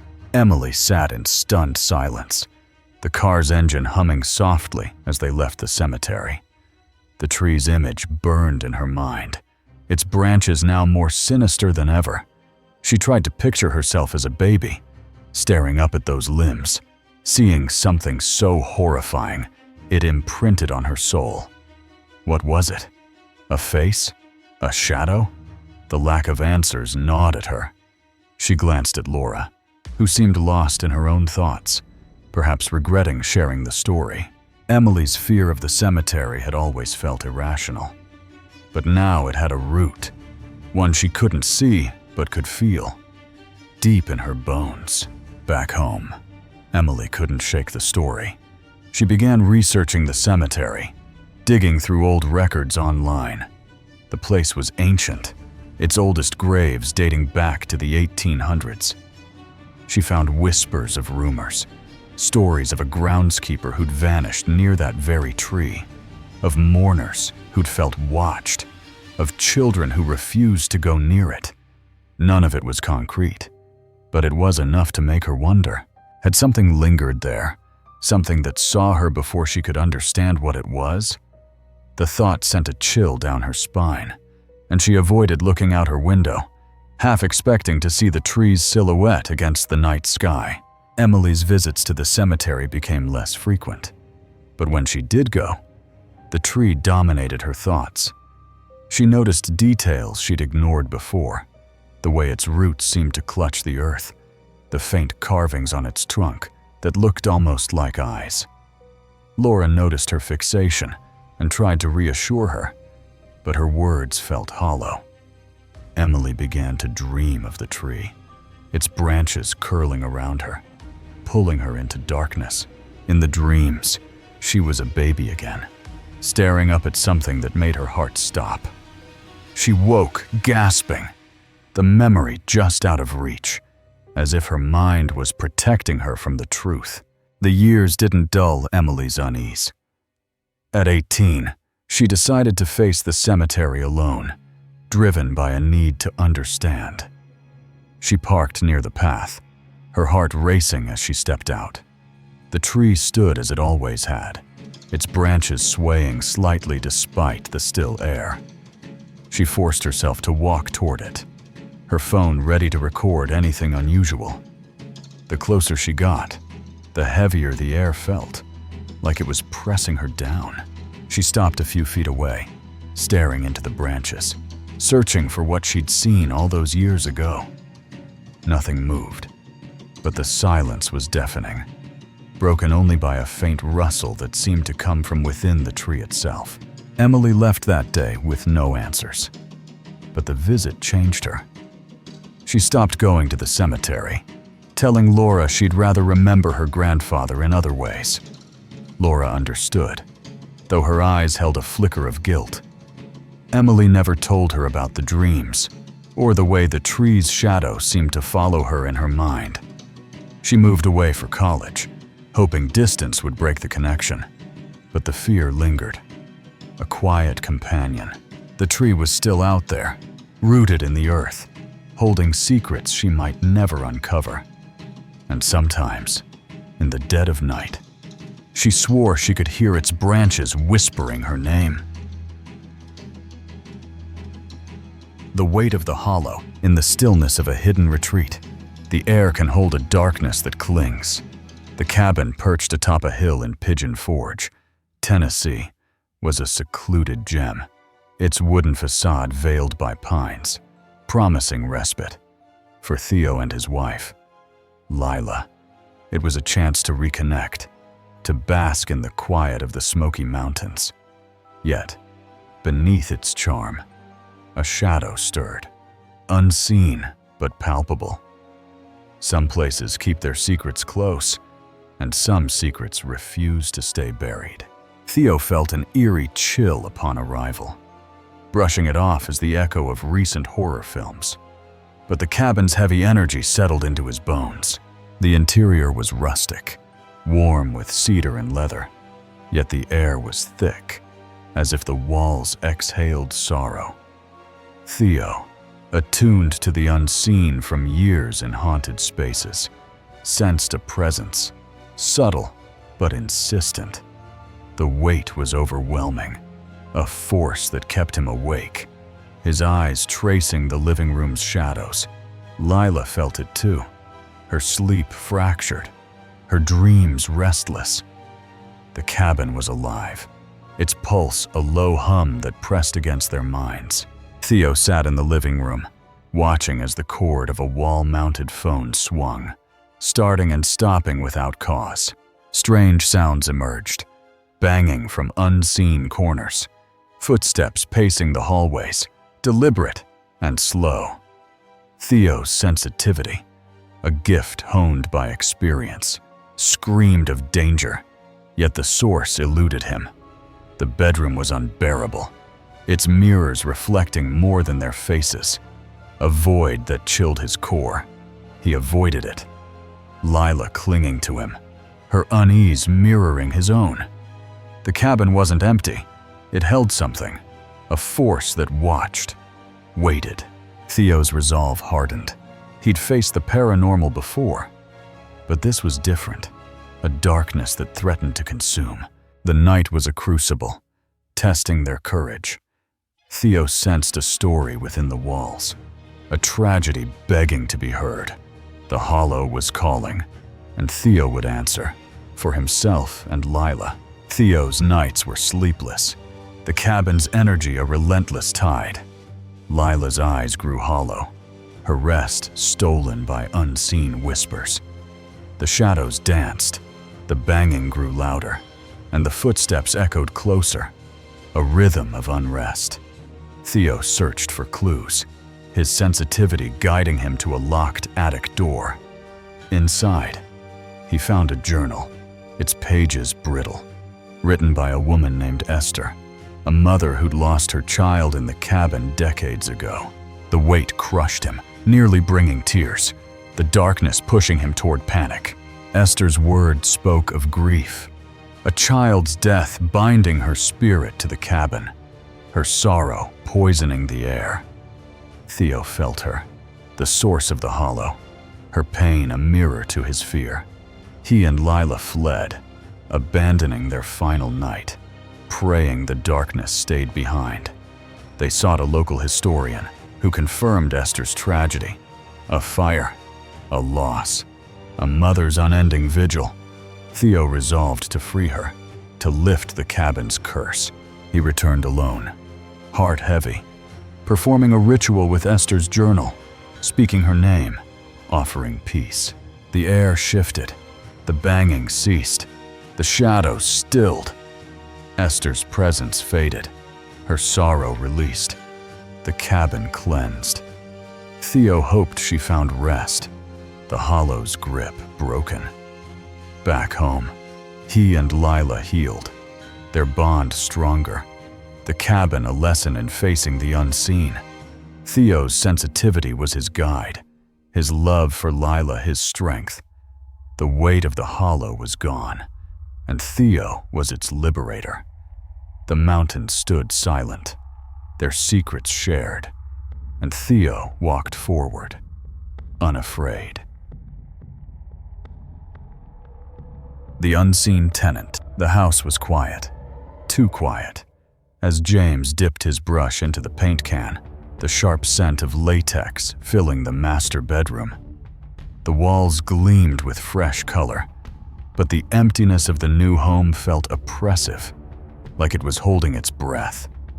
I bought my house in 2013 and was aware that before we moved in, an elderly lady had lived there for around 4 years before passing away. James hadn't thought much of it then. Old houses had histories, and he wasn't one to dwell on rumors. But tonight, alone in the unfurnished space, something felt off. His wife, Ellen, had taken their toddlers to her parents for the night, leaving him to finish painting. Then, from the guest bathroom, a sound shattered the silence, a violent crash, like a heavy object slamming against porcelain. James froze, his brush dripping onto the tarp. I heard the toilet seat slammed down violently in the guest bathroom on the other side of the wall, where I was painting. His heart thudded as he set the brush down, the noise echoing in his mind. The house was empty, or it should have been. I mastered my courage up and walked around the corner down the hallway, stepped into the bathroom and turned the light on. The fluorescent bulb flickered, casting stark shadows, only to find that the toilet seat was up. He stared, his breath shallow. The seat hadn't moved, yet the sound had been unmistakable. He checked the lock on the bathroom window, the hallway, the front door. Everything was secure, but the air felt heavier now, charged with an unseen presence. James shook it off, blaming exhaustion. But the incident lingered like a stain. Months later, the house felt more like home, filled with the chaos of family life. I had just gotten into the car that was parked in the garage facing the road. Ellen was inside, double-checking the locks before their Christmas trip to Florida. My wife was inside, checking that everything in the house was set for our trip. James started the engine, the hum steadying his nerves. Shortly after I had sat down and started the car, my wife sat down next to me and shut the door. Then, in the rearview mirror, a shadow moved, a distinct human shape crossing behind the car. I swear that I saw a figure of a person walk behind the car in my rearview mirror. He turned to Ellen, her face pale. I looked at my wife and asked if she saw that, and with a cold look of fear on her face, she muttered, "Yeah." James grabbed a flashlight and searched the house, his pulse racing. I ended up searching the house for 15 minutes because I was convinced that somebody must have been in there. The garage, the kitchen, every closet. Nothing. In the end, I found nothing. Ellen clutched his arm as they returned to the car, both silent, unwilling to voice what they'd seen. The trip went on, but the memory of that figure haunted James. Was it a trick of the light? A neighbor? Or something tied to the house's past? He couldn't shake the feeling that they weren't alone, that the elderly woman's presence, or something else, lingered in the walls. The years passed, but the house never felt entirely theirs. It was late, and I was in the office playing Minecraft on my PC. James had dozed off, his shirt off, the room lit only by the monitor's glow. A sudden touch jolted him awake, a cold hand pressing against his chest. I fell asleep while playing in my chair with my shirt off, and woke up to the touch of a hand on my chest from behind me.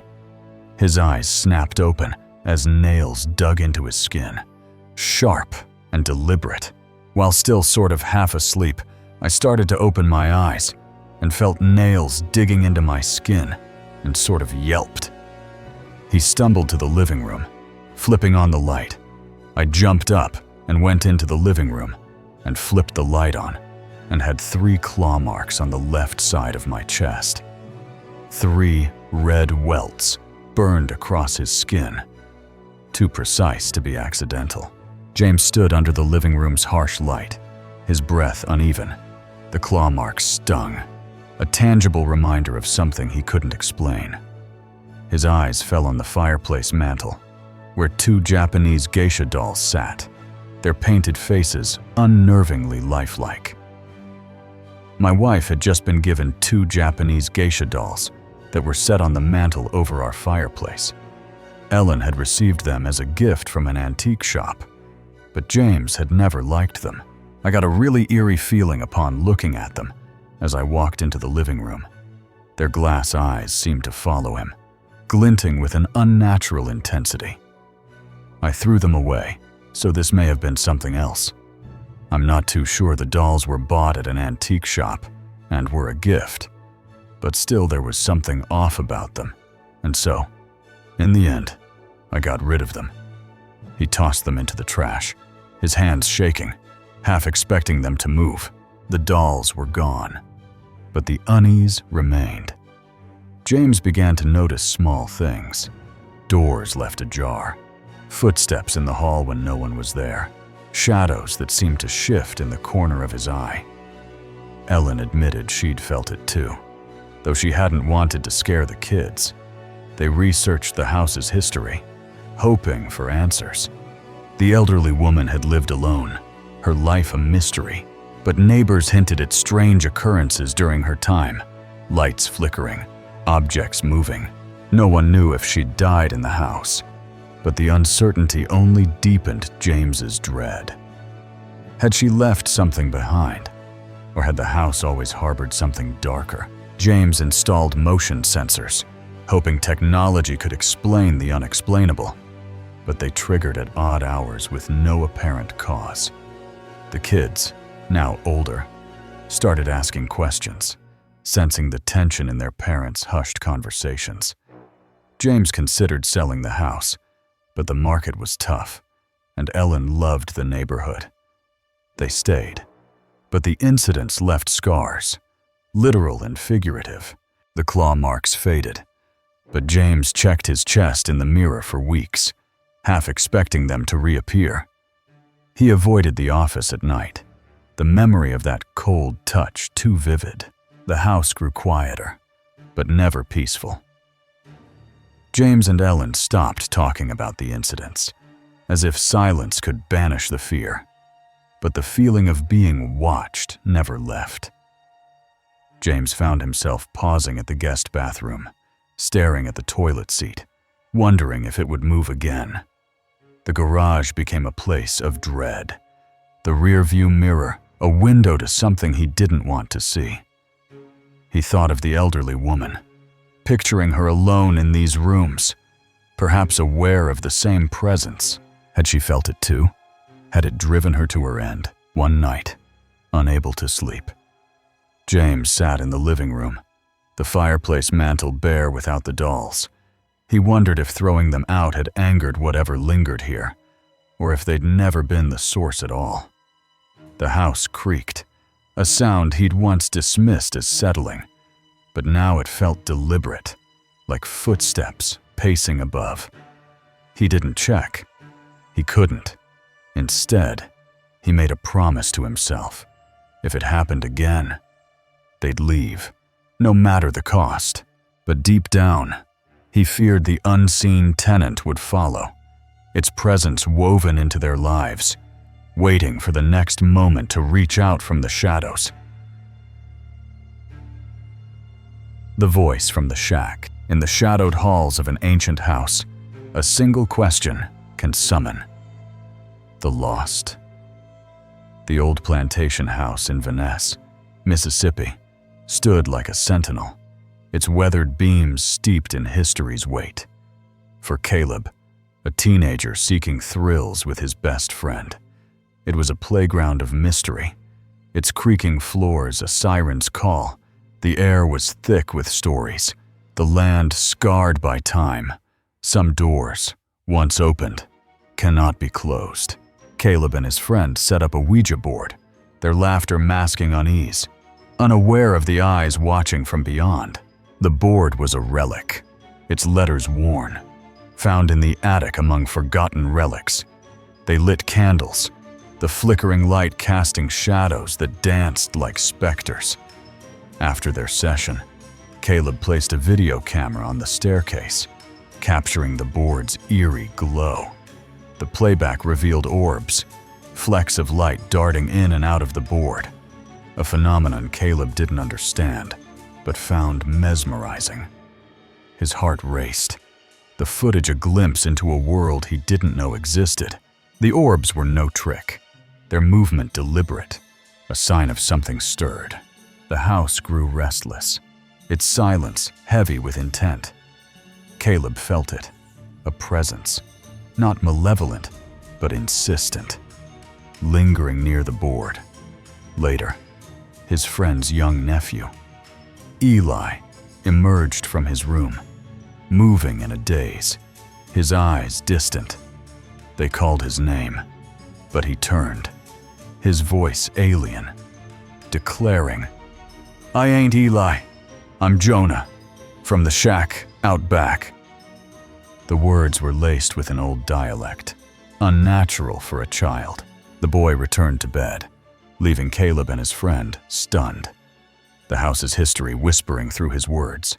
Caleb's curiosity burned. The shack, a key to the mystery. The plantation's past was a wound, and Jonah was its echo.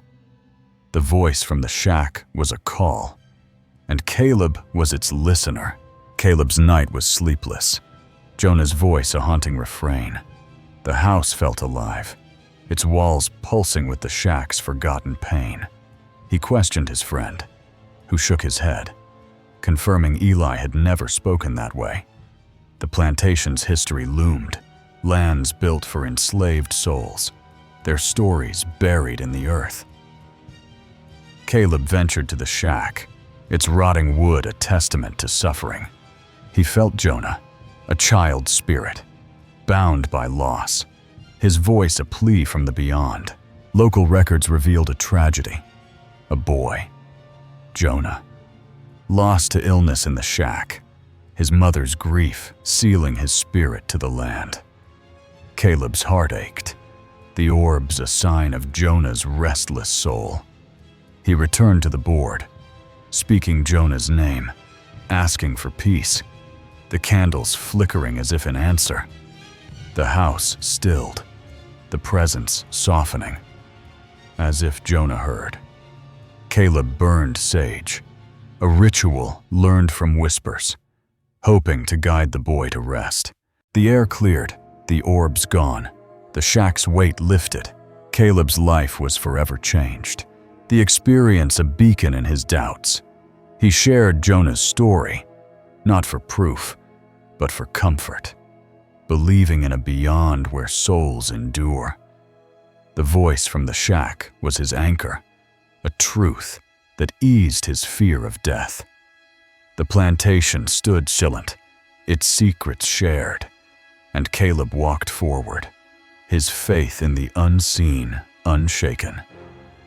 The boy's spirit was free, and Caleb was its guardian. The Ouija's whisper was still, and Caleb was its keeper.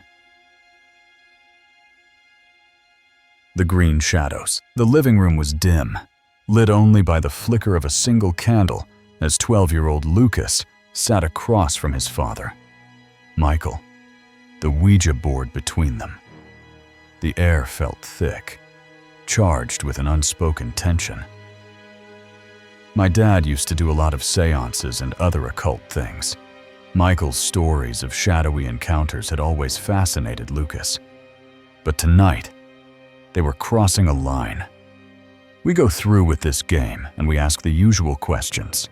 The glass piece moved under their fingers, its jerks unnatural, almost alive. I distinctly remember how unusual the movements of the glass piece felt. It didn't feel like controlled, natural movements. Lucas's heart raced, his eyes darting to the board, half expecting it to speak. The candle's flame wavered as they set the board aside, the room settling into an uneasy quiet. Later that night, we started watching TV. Lucas sank into the couch, the sitcom's laughter jarring against the knot in his stomach. Then, at the edge of his vision, a flicker, a small, green, human-shaped figure darted across the room. I kept seeing these little green human-shaped figures pop up in the corner of my eye. He blinked, turning to look, but when I tried to look directly at them as usual, nothing was there. The figures teased him, appearing and vanishing, their outlines glowing faintly in the dark. Lucas's breath caught as another figure flickered near the TV. "This goes on for about 5 minutes. He glanced at Michael, who was staring at the same corner, a strange smile on his face. My dad starts laughing and says, "You see them too, huh?" Lucas froze, his skin prickling. I thought that he was trying to scare me, and so instead of telling him what exactly I saw, I said, "See what?" Michael's smile widened. He laughs again, says those little green guys. The words hit Lucas like a punch, his fear spiking. This comment was honestly one of the scariest things that I've ever experienced to this day. His father saw them too. How is that possible? Lucas's mind reeled. The room suddenly too small, too dark. He wanted to run, to hide, but Michael seemed unfazed, as if this was normal. Afterwards, I have never touched a Ouija board again. The TV droned on, but Lucas couldn't focus, his eyes scanning for the green figures. They were gone, but their absence felt like a trick, like they were waiting just out of sight. Michael stood, gesturing to the porch. That last piece of this story involves going outside with him so he could smoke. Lucas followed, reluctant, the night air cool against his flushed skin. Their cat, Shadow, perched on the van, its eyes glinting. Shadow's fur bristled as they stepped outside. Our black inside-outside cat hissed at us and the house and jumped off the van and ran off down the neighborhood. The cat's reaction sent a chill through Lucas. It had never acted like that before. He also knew that something was seriously wrong. Shadow didn't return until the next day, skittish and distant. Obviously, people say that Ouija is fake, but depending on who is using it, their openness and location, I think it opens areas that shouldn't be opened. Lucas stared at the house, its windows dark, feeling like it was watching them back. It's been almost 30 years, and that moment still sticks with me, and I never ever considered that game ever again. Lucas couldn't sleep that night. The memory of the green figures burned into his mind. He lay in bed, the house too quiet, every creak amplified. He wondered what they'd invited in, what door they'd opened with that board. Michael's calm acceptance terrified him more than the figures themselves. Had he seen them before? Lucas pressed his face into the pillow, trying to block out the image of those glowing shapes, their movements too quick, too deliberate. He swore he'd never touch anything occult again, the board now a forbidden object in his mind. The next morning, the house felt different, heavier. Lucas noticed small things, a cold spot in the living room, a faint hum when he passed the Ouija board, now tucked away in a closet. He begged Michael to get rid of it, but his father only chuckled, saying it was just a game. Lucas wasn't convinced. He started researching Ouija boards, finding stories of others who'd seen strange figures or felt presences after playing. The accounts varied, but one thing was consistent. Once you opened that door, something always slipped through. He wondered if the green figures were still there, invisible, waiting. Over the years, Lucas avoided anything tied to the occult, but the memory clung to him. He moved out as soon as he could, eager to escape the house and its secrets. Michael never spoke of the figures again, but Lucas caught him staring into corners sometimes, as if seeing something Lucas couldn't. The cat, Shadow, never returned to its old self, always wary of the house. Lucas wondered if it had seen the figures too, or something worse. He checked the internet for similar stories, finding scattered mentions of green shapes after Ouija sessions, but none matched the vividness of his experience. Now an adult, Lucas still felt the weight of that night. He'd pass by occult shops and feel a pang of dread. The Ouija board's memory a shadow in his mind. He told the story to friends, but their skepticism only deepened his unease. Michael had seen it too, and Shadow's reaction was proof something had happened. He began to suspect the house itself had amplified the board's power, its history unknown but potent. Had others played there before? Had the green figures been waiting for someone to call them? Lucas couldn't shake the feeling that they'd marked him, their presence a faint echo in his life. Sometimes, in quiet moments, Lucas would catch a flicker in his peripheral vision, a hint of green, gone in an instant. He never looked directly, afraid of what he might see. The house was long gone, sold after Michael moved away, but Lucas avoided driving by it. He wondered if the new owners had felt anything, if the figures still danced in the corners. The Ouija board had opened something, and though he'd closed it to his life, he feared it was still open somewhere, waiting for the next curious hand to set it free. The silent mimic. In the quiet of a familiar home, a familiar face can hide a stranger's intent. Ethan's childhood home was a sanctuary, its upstairs rooms a haven shared with his parents, where laughter and love wove their days. As a skeptic, he dismissed tales of the strange, grounding himself in logic's embrace. Yet, the night held secrets that logic couldn't hold. Some shadows wear the faces we trust most. Ethan and his mother spent the evening together, their bond tight, before parting to their rooms. The house still with only them inside, alone in his room. Ethan's bed faced the door, its frame a silent sentinel. Sleep came easily, but unease stirred him, a weight pressing from the left. He woke, heart pounding, feeling eyes upon him, and saw his mother standing beside his bed, her white nightgown adorned with blue flowers. She was silent, her gaze fixed, unyielding.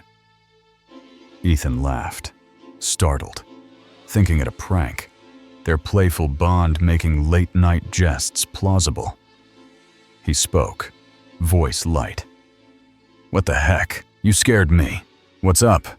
Expecting her to break into a grin. No response came, no smile, no movement, just her stillness, a statue carved from night. Ethan's humor faded, worry creeping in. Was she ill? Grieving?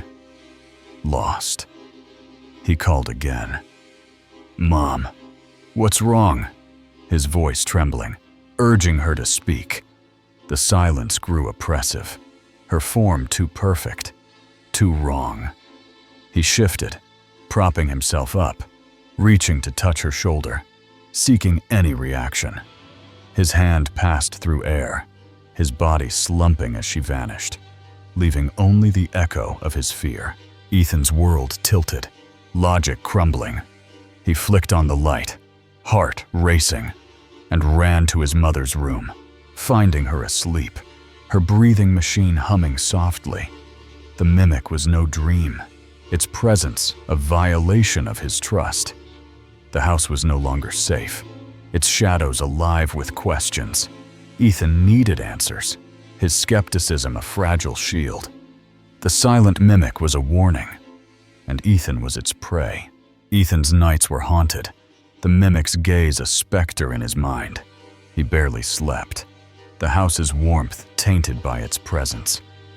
He woke his mother, her confusion confirming she'd never left her bed, her annoyance a stark contrast to the mimic's silence. Ethan questioned his sanity, the doppelganger a riddle defying his rational world. He searched the house, finding nothing but creaks and shadows, yet the air felt charged, alive. The memory of her nightgown, so vivid, so real, gnawed at him. A truth he couldn't dismiss. He confided in his mother, their bond a lifeline, and she shared a family secret. A great aunt, lost to tragedy, whose spirit lingered in tales. The aunt, Eliza, had worn a similar gown, her life marked by sorrow, her death a mystery. Ethan felt her, the mimic's form a mirror of Eliza's pain, its silence a plea.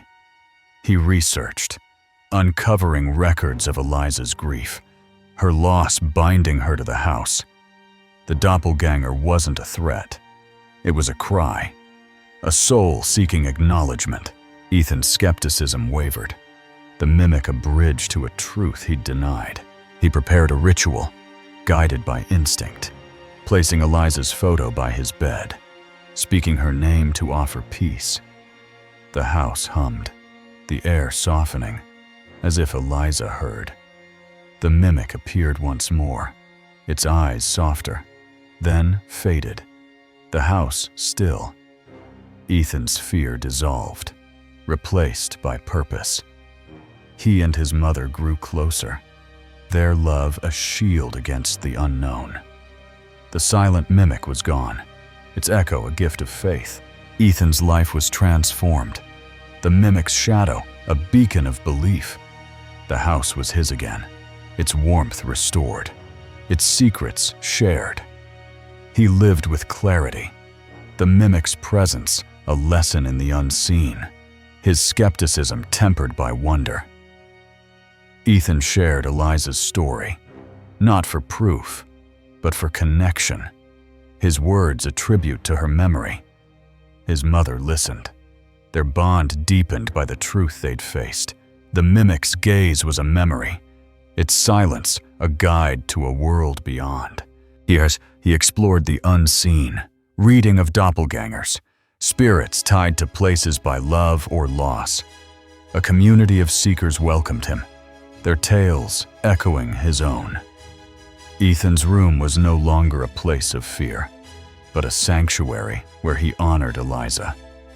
The house stood firm, its history a gift, its walls alive with stories.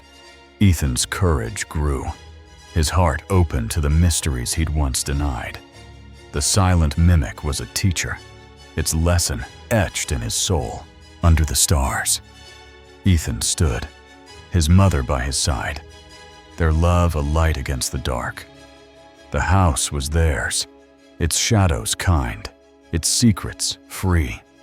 The mimic's echo was still, and Ethan was its keeper.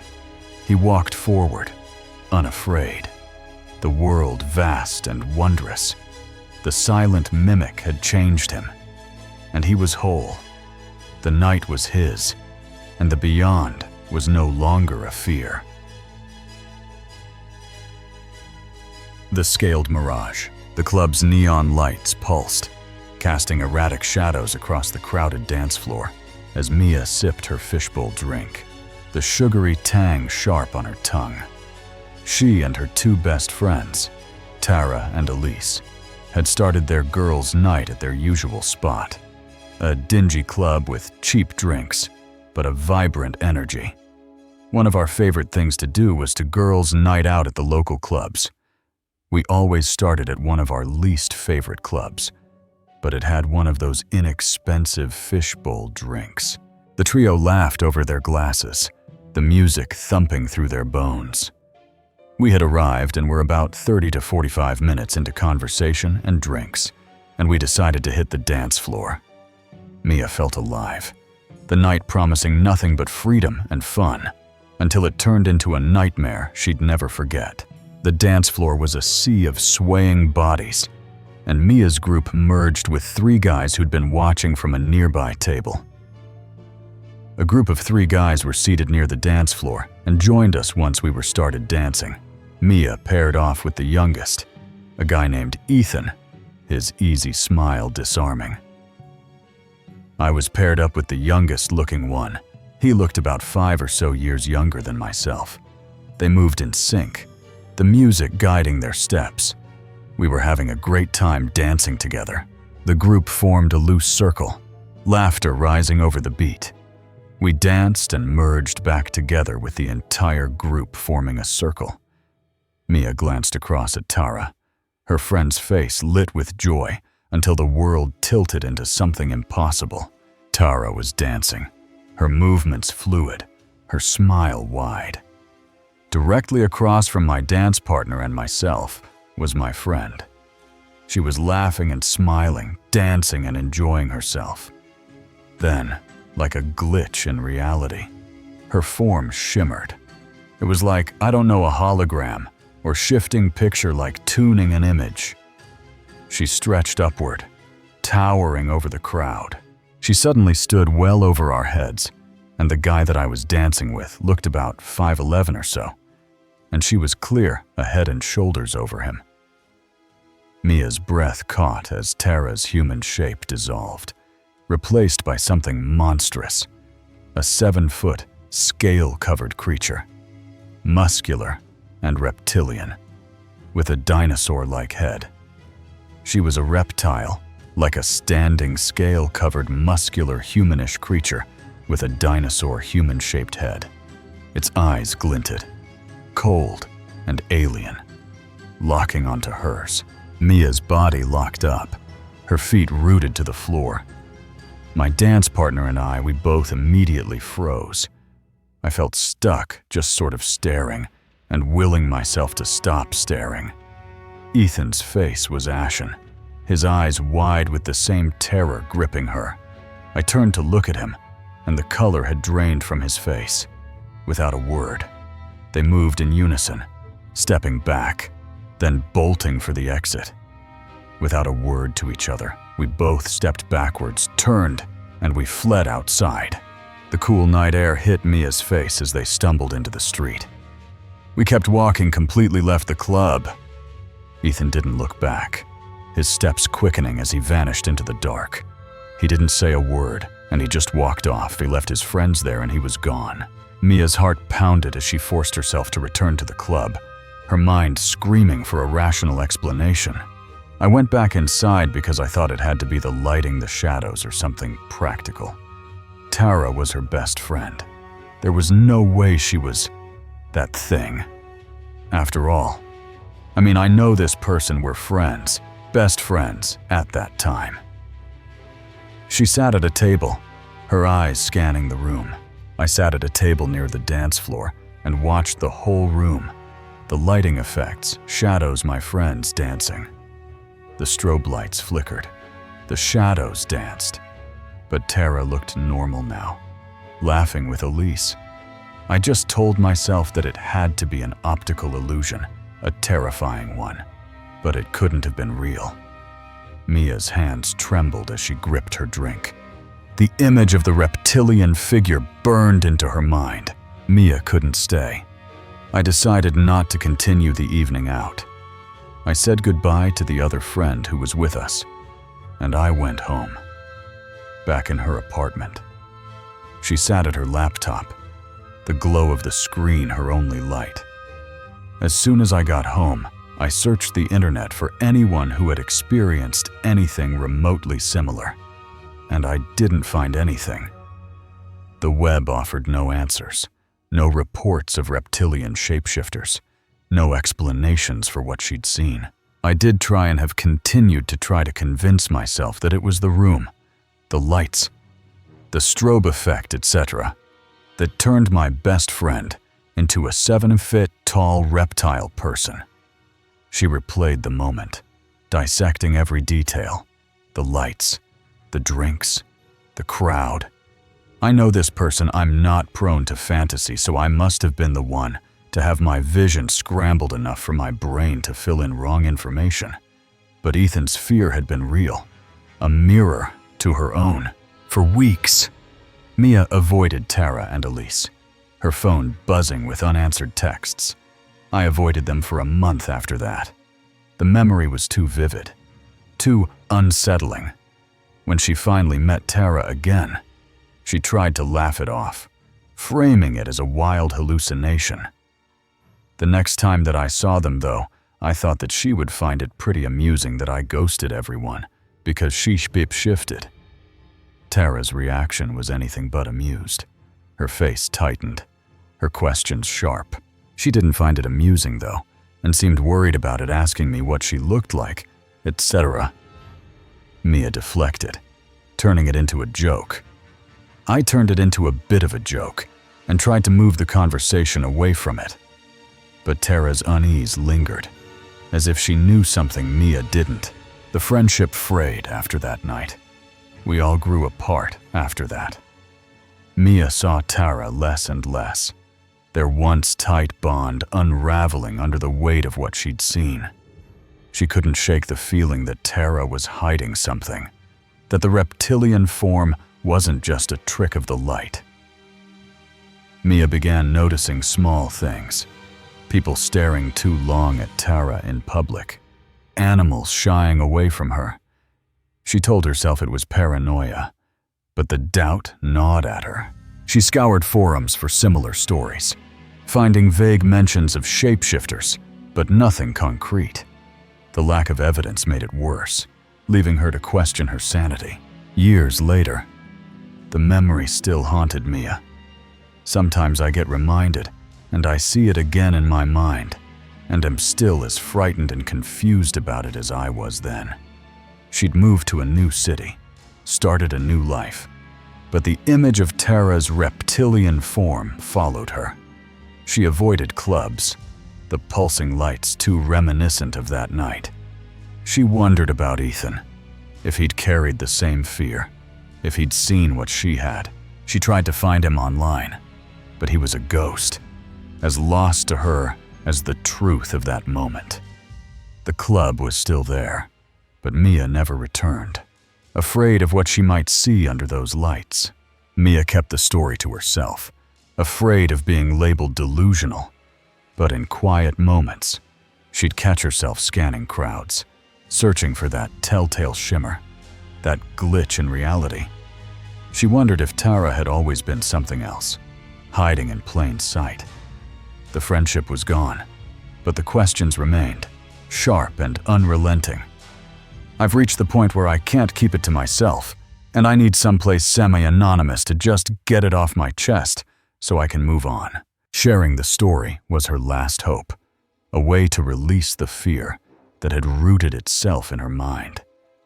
But deep down, she knew she'd never look at the world the same way, always wondering who, or what, was dancing just out of sight.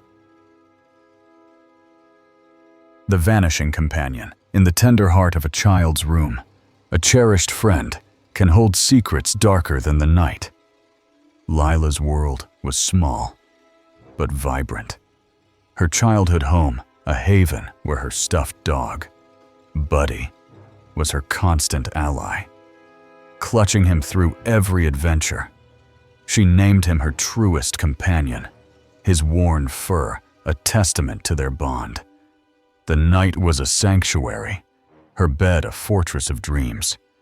But some dreams opened doors to realms unseen. Lila tucked Buddy beside her, the routine of brushing teeth and turning on her fish tank nightlight, a ritual of comfort. The room aglow with circling fish. Sleep eluded her, the lamp's gentle spin a mesmerizing dance. She counted the clownfish, its loops a distraction from the quiet.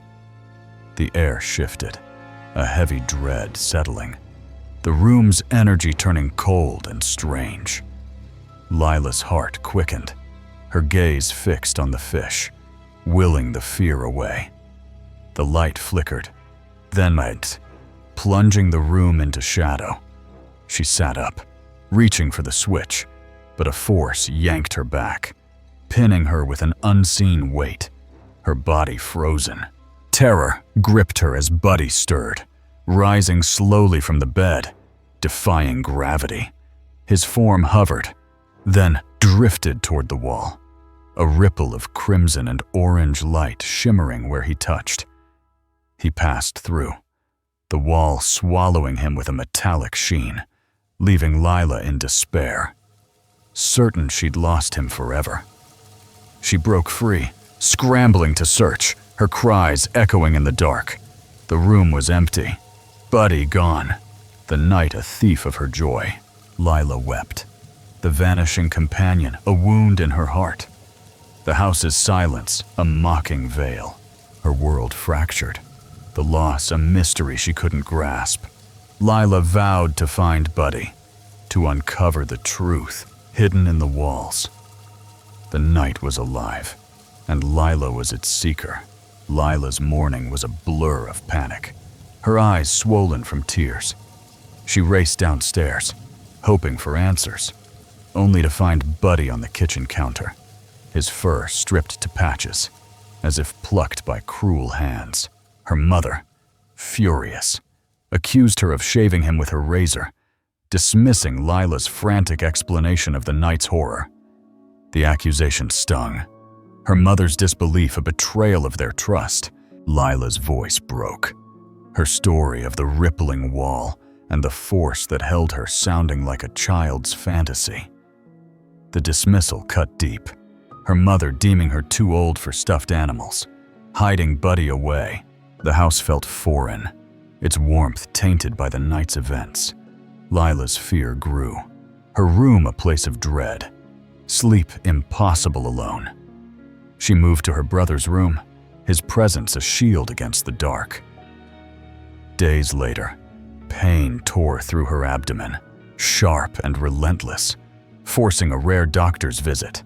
An X-ray revealed clumps of fur, a mystery that baffled the doctors. Her mother, convinced Lila had eaten Buddy's fur, took all her stuffed animals, leaving Lila feeling wronged, her innocence stolen. Lila's heart ached for Buddy, hidden somewhere in the house. She searched in secret, finding whispers of the house's past. A child, lost to illness, whose toys vanished into the walls. The real Buddy, aged but whole, surfaced in a box years later, its fur intact, untouched by blades. Lila's pain was no accident. The fur a mark of the entity's touch, a spirit bound to the house. She confronted her mother, sharing the truth, rebuilding their trust. The vanishing companion was a lesson, its mystery a spark of courage. Lila's life carried the weight of that night. Buddy's loss a shadow she couldn't shake. She grew, but the house's secret lingered, a puzzle she pieced together through whispers and dreams. The entity, a child spirit, had claimed Buddy, its sorrow seeping into the walls, marking Lila with its pain. She researched, finding tales of homes where lost souls tethered to objects, their grief manifesting in strange ways. Lila's empathy stirred, her fear replaced by a resolve to free the spirit. She spoke to the house, offering peace, her voice a beacon in the dark. The room softened, the air lighter, as if the spirit listened. Lila placed a toy by the wall, a gift for the lost child, and felt a warmth, a sign of release. The house was hers again, Buddy's return a symbol of her victory. She shared her story, not for proof, but for healing, her bond with her mother stronger for it. The world was vast, its mysteries many, but Lila was unafraid. The vanishing companion was a guide, its echo a light in her heart. Under the stars, Lila stood, Buddy in her arms, his worn fur a testament to their journey. The night was kind, its shadows gentle, its secrets shared. The companion's loss was a gift, and Lila was its keeper. She walked forward, her courage aflame, the house a haven once more. The dark held no power, and Lila was whole. The mystery was still, and she was free. Thank you for listening till the end. Tomales, if you hear a knock at 3 a.m. tonight, don't answer it. Maybe the next story is coming. Symbiotes for you. See you the in your next nightmare.